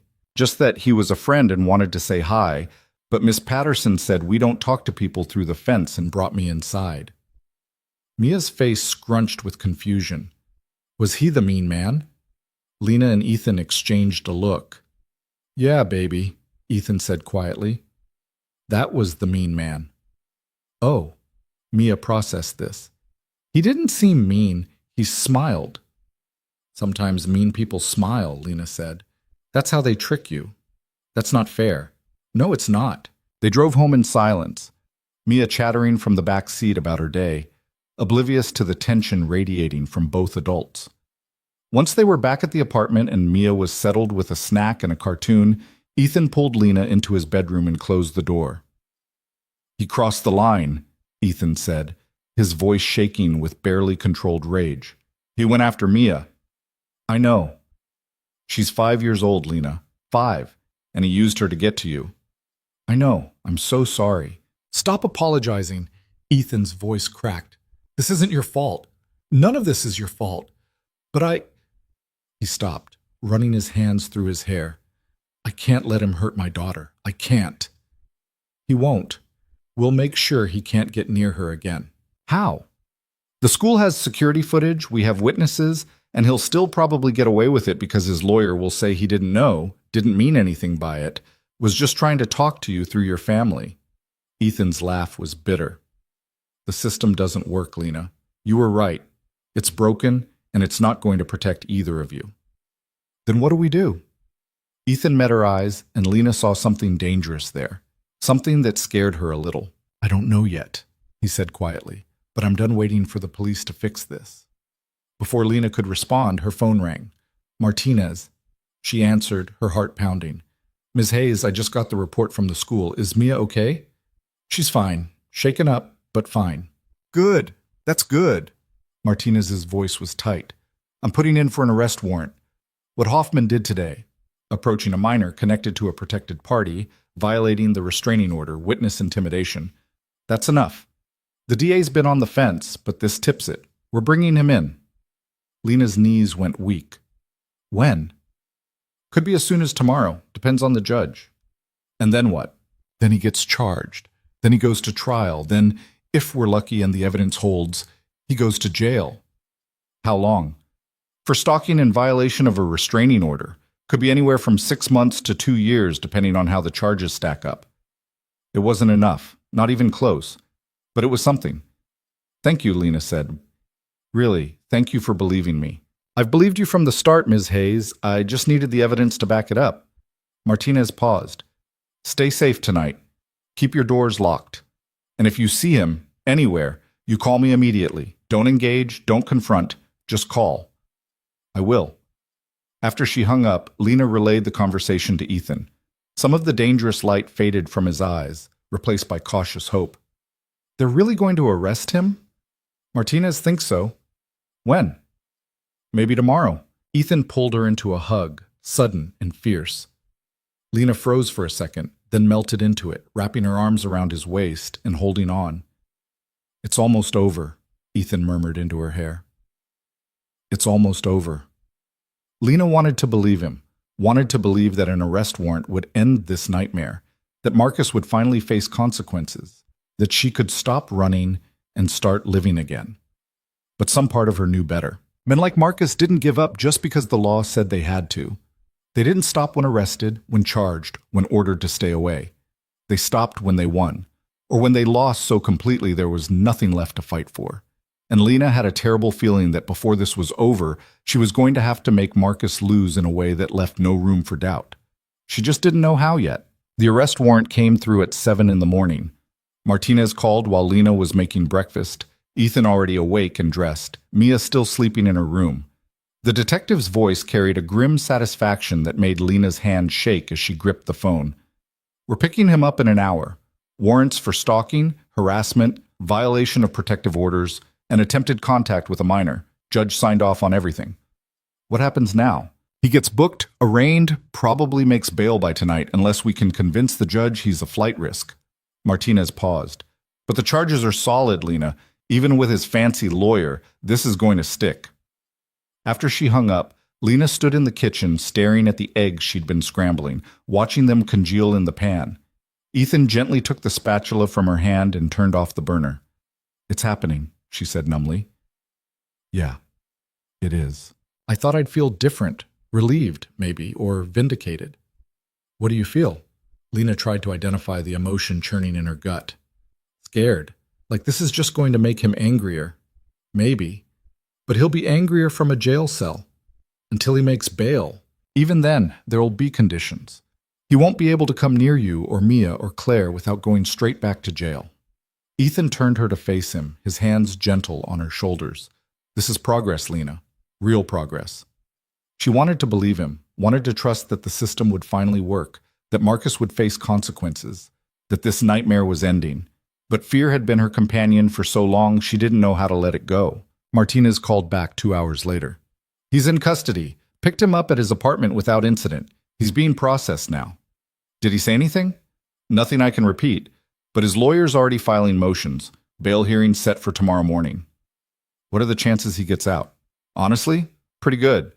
He's got no prior record, steady employment, community ties. Unless the judge sees him as a danger, he approached a 5-year-old at her school. I know, and I'm going to make sure the prosecutor emphasizes that. But you should prepare yourself for the possibility that he posts bail. Lena closed her eyes. Okay. There'll be conditions, though. Electronic monitoring, probably. Strict orders to stay away from you, your family, Ethan, Mia. Any violation lands him back in jail immediately. No second chances. Okay, Lena said again, because what else was there to say? The rest of the day passed in a strange haze. Ethan took Mia to school, extra security protocols now in place, while Lena sat in his apartment trying to work on her laptop and failing to focus on anything. Her phone stayed silent. No texts from unknown numbers. No calls. No photos. The quiet should have been comforting. Instead, it felt ominous. Claire called around noon, her voice tight with contained emotion. Martinez told me they arrested him. This morning. Good. It's good. Claire paused. How are you? I don't know. Numb, maybe. You're allowed to feel however you feel, you know. There's no right way to react to this. Lena picked at a loose thread on the couch cushion. I keep waiting for the other shoe to drop. Maybe there isn't another shoe. Maybe this is just over. Maybe. But Lena didn't believe it. Couldn't let herself believe it. Not yet. The bail hearing happened the next morning at 10. Lena didn't attend. Martinez advised against it, said her presence might inflame the situation. But she sat in Ethan's living room, refreshing her phone every 30 seconds, waiting for news. Ethan sat beside her, working on his laptop, but checking on her every few minutes. Mia was at school, the day stretching out long and tense. At 11:15, Martinez called. He posted bail. Lena's stomach dropped. How much? $50,000. He paid it in cash. Of course he did. But the conditions are strict, Lena. House arrest with GPS monitoring. He can go to work and back, that's it. Restraining order's been extended to 1,000 feet from you, your family, and anyone else named in the protective orders. He violates any of this, he goes straight back to jail. When does he get out? He's being released now. Now? Lena's voice went sharp. He's already out? The monitoring ankle bracelet is being fitted as we speak. He won't be able to get within 1,000 feet of you without us knowing immediately. After Martinez hung up, Lena sat frozen on the couch. Marcus was out, free, walking around the city with nothing but an ankle bracelet and some court orders to keep him away from her. Hey, Ethan's voice pulled her back. He can't get near you. The second he tries, he's done. You don't know that. Yeah, I do. The monitoring system is real time. The police get an alert the instant he enters a restricted zone. And what if he doesn't care? What if he's willing to go to jail just to... Lena couldn't finish the sentence. Then he goes to jail and that's it. He's done. No bail, no second chances. Ethan took her hand. I know you're scared, but the walls are closing in on him. Every move he makes now is being watched. Lena wanted to believe it, but she'd learned the hard way that walls didn't stop someone determined enough to break through them. 3 days passed, then 5, then a week. No contact from Marcus. No texts, no calls, no mysterious appearances. According to Martinez, the GPS monitoring showed Marcus going to work and coming home. Nothing else. He was following the rules. Lena should have felt safer. Instead, she felt like she was holding her breath, waiting for something terrible that hadn't happened yet. She went back to her apartment on day 8 just to check on things. Ethan offered to come, but she needed to do this alone. Needed to prove to herself that she could walk into her own home without falling apart. The studio looked exactly as she'd left it, just dustier. Mail piled up inside the door, mostly junk. The chair still wedged under the door handle from the inside, which meant Lou had let her in through the building entrance. Lena walked through the space that had been her sanctuary and her prison, and felt nothing but relief that she didn't have to stay here anymore. Her phone buzzed. Unknown number. Her heart stopped. But when she opened it, it was just a text from her dentist confirming an appointment. She'd forgotten she'd given them this number. She blocked it anyway just to be safe. Back at Ethan's apartment, Lena found him and Mia building what appeared to be an elaborate blanket fort in the living room. Lena! Mia waved from inside the fort. Come see! We made a castle! Lena ducked inside, finding herself in a surprisingly spacious tent constructed from sheets, couch cushions, and an impressive amount of duct tape. This is amazing. Daddy did most of it, but I supervised, Mia said proudly. Supervising is very important. It absolutely is. You can live in here with us if you want. There's room. Lena's throat tightened. That's very sweet of you, Mia. I mean it. You're part of the family now. Mia said this with such absolute certainty that Lena had to look away before the little girl saw her eyes water. Ethan caught her gaze from across the fort, something soft and unguarded in his expression. Yeah, he said quietly. You are. That night, after Mia was in bed, Lena and Ethan sat on the couch, the blanket fort still standing in the middle of the living room because Mia had declared it permanent. I need to tell you something, Lena said. Ethan set down his beer. Okay. I'm going back to my apartment next week. His face fell. Lena, not because I don't feel safe here. Not because I don't... She stopped, choosing her words carefully. You've done so much for me. More than anyone should have to. And I'm grateful. I really am. But I can't keep living in your guest room forever. Why not? Because it's not fair to you or Mia. Because I need to learn how to stand on my own again. Because... She met his eyes. Because if I stay, it won't be because I'm hiding anymore. And I don't know if I'm ready for what that means. Understanding flickered across Ethan's face. Lena, I care about you, she interrupted. A lot. More than I probably should given everything. But I'm still a mess, Ethan. I'm still scared most of the time. I still check over my shoulder and I still can't sleep without checking all the locks twice. Her voice cracked. You deserve someone who has their life together. Not someone who's barely holding it together. You think I have my life together? Ethan laughed, but it wasn't unkind. Lena, I'm a single dad working freelance jobs and eating cereal for dinner half the time. I let my daughter supervise structural engineering projects. I haven't been on a date in 3 years because I'm terrified of letting anyone get close enough to hurt her. He shifted closer. We're all a mess. That's just being human. It's different. It's really not. Ethan, I'm not asking you to stay because I think you need saving, he said quietly. I'm asking you to stay because I like having you here, because Mia likes having you here, because you fit into our life in a way I didn't think anyone would ever fit again. He took her hand. And yeah, you're scared. You're dealing with trauma. You're rebuilding yourself from scratch. But that doesn't make you broken, Lena. It makes you strong. I don't feel strong. Nobody does. But you left. You got the restraining order. You built a case. You survived. That's strength. Lena felt tears slip down her cheeks. What if I can't give you what you need? What if I'm too damaged to... Stop. Ethan wiped her tears with his thumb, the gesture achingly gentle. You're not damaged.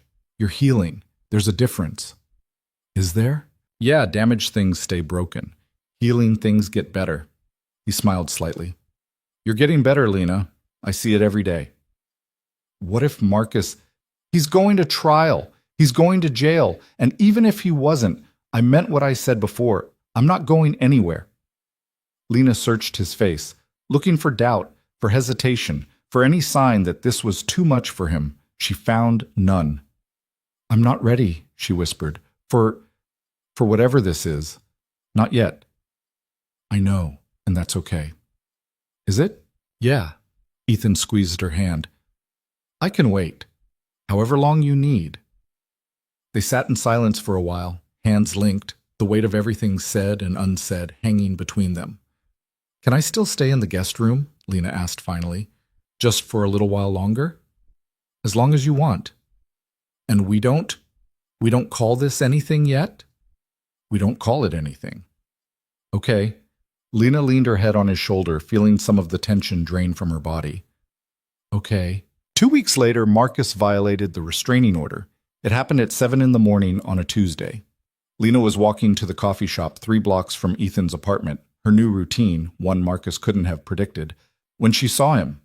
He was standing across the street, no longer trying to hide, just watching her with that same expression that used to look like love but now looked like possession. Lena froze. Her phone was already in her hand. She called 911. There's a man violating a restraining order. He's supposed to be on house arrest with GPS monitoring. He's across the street from me right now. The dispatcher took her location and told her to stay on the line, that officers were on the way. Marcus didn't move, didn't approach, just stood there watching her, his face expressionless. Lena's hands shook, but she held his gaze, refused to look away, refused to run. You need to leave, she called across the street. I just wanted to see you. You're violating your bail conditions. I don't care. The police are coming. I know. Marcus took a step into the street. I just need 5 minutes. That's all. 5 minutes to explain. There's nothing to explain. It's over, Marcus. It's been over. You don't mean that. I really do.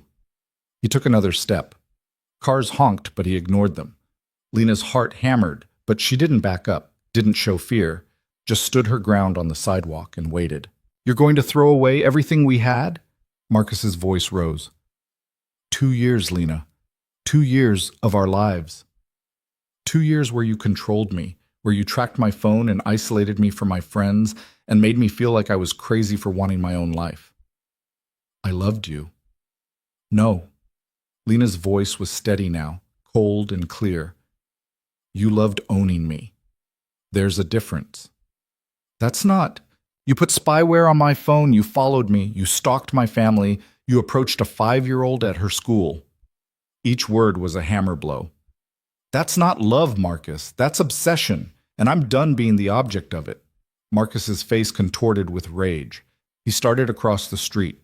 Sirens cut through the morning air. 2 police cruisers came around the corner, lights flashing. Martinez was in the lead car. Marcus stopped in the middle of the street, caught between Lena and the approaching police, and for a terrible moment Lena thought he might run at her anyway, might decide that if he was going to jail, he'd make it count. But then Martinez was out of the car, hand on his weapon, voice carrying clear and hard. Marcus Hoffman, you're under arrest for violation of bail conditions and violation of a protective order. Get on the ground, now. Marcus looked at Lena one more time. She saw desperation there and rage, and something that might have been grief. Then he got on his knees. Martinez and another officer had him cuffed in under a minute. As they hauled him to his feet, Marcus called out, "This isn't over, Lena. You know it isn't." Lena watched them put him in the back of the cruiser, watched Martinez read him his rights, watched the car pull away with Marcus inside. And she knew he was wrong. It was over. Right there, in that moment, with her standing on a sidewalk in the November cold and Marcus in handcuffs, it was finally, truly over. Martinez walked over once the cruiser left. "You okay?" "Yeah, I'm okay. That was brave, standing your ground like that." "It didn't feel brave." "It never does." Martinez handed her a card. "Prosecutor's going to want a statement. Call that number when you're ready." "What happens to him now?"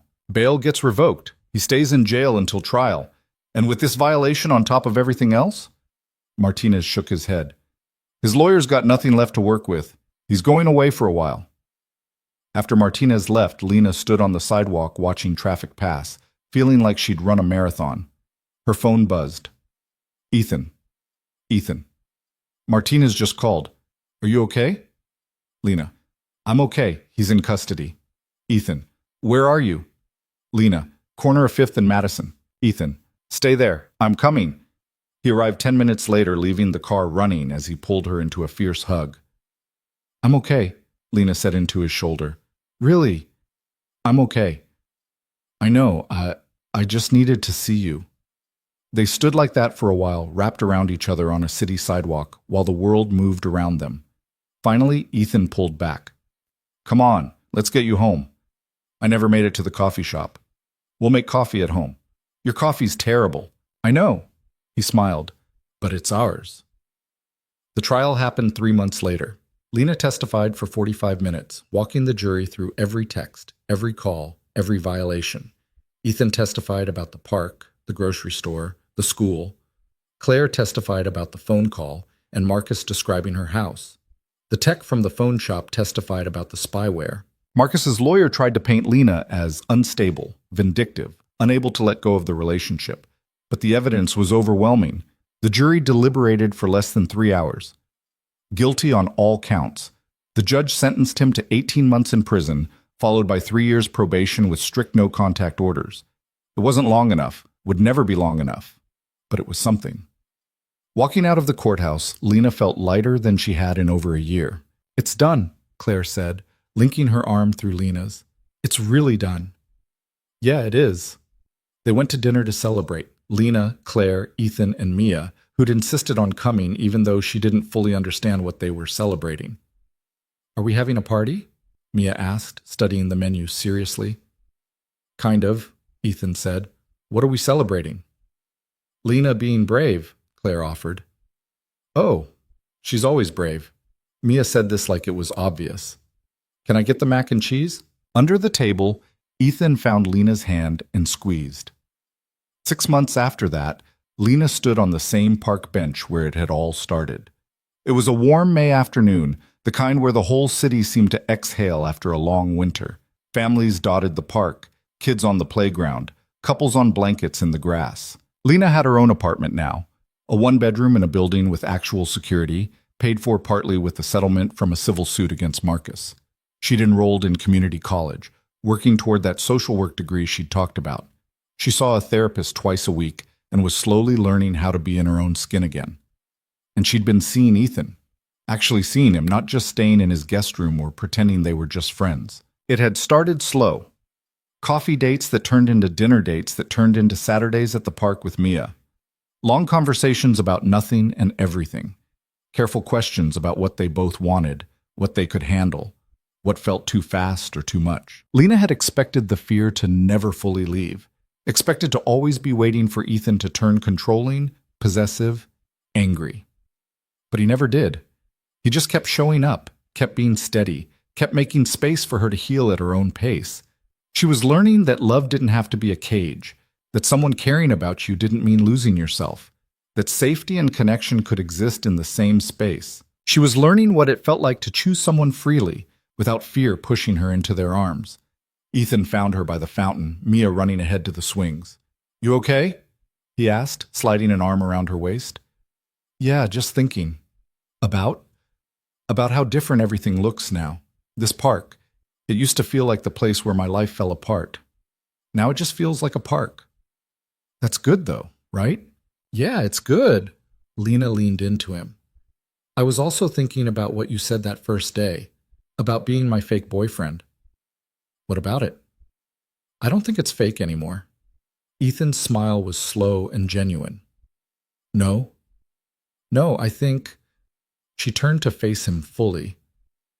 I think I'm ready. For this. For us. For whatever comes next. You sure? I'm sure. He kissed her then, soft and careful, and Lena felt something settle in her chest that had been restless for so long. From the swings, Mia's voice carried clear across the park. "Daddy! Lena! Come push me!" They pulled apart, laughing. "Come on," Ethan said, taking her hand. "We're being summoned." They walked toward the playground together, Mia already pumping her legs to go higher, and Lena realized this was what happy looked like. Not perfect. Not without scars or fear or the occasional nightmare, but real and earned and hers. She'd spent so long running from the wrong kind of love that she'd almost forgotten what it felt like to run toward the right kind. Almost. But standing there in the afternoon sunlight, watching Ethan push his daughter on the swings while she laughed with pure joy, Lena remembered. Love wasn't supposed to make you smaller. It was supposed to give you room to grow. It wasn't supposed to cage you. It was supposed to set you free. And for the first time in longer than she could remember, Lena felt free. Not because Marcus was in prison, though that helped. Not because she had better locks or security systems or protective orders, though those helped too. She felt free because she'd learned something crucial in the past year, something that would stay with her long after Marcus served his sentence and disappeared from her life completely. She'd learned that the most important person she needed to trust wasn't Ethan or Claire or Martinez or anyone else trying to help her. It was herself. She'd learned to trust her instincts when they said something was wrong, to trust her voice when it said no, to trust her strength when everyone else, including that voice in her own head, said she was weak. She'd learned that surviving wasn't the same as living, and that she deserved to do both. And she'd learned that asking for help wasn't weakness, that letting people in wasn't the same as letting them control you, that love could be gentle and fierce and freeing all at once, if you let it. So when Mia called out for her to come push the swing, Lena didn't hesitate. She just went. And that, in the end, was the victory Marcus could never take away. The freedom to just go, to live, to love, to be. Without fear chasing her every step of the way. Mia shrieked with laughter as Lena pushed her higher, Ethan standing close enough that their shoulders touched.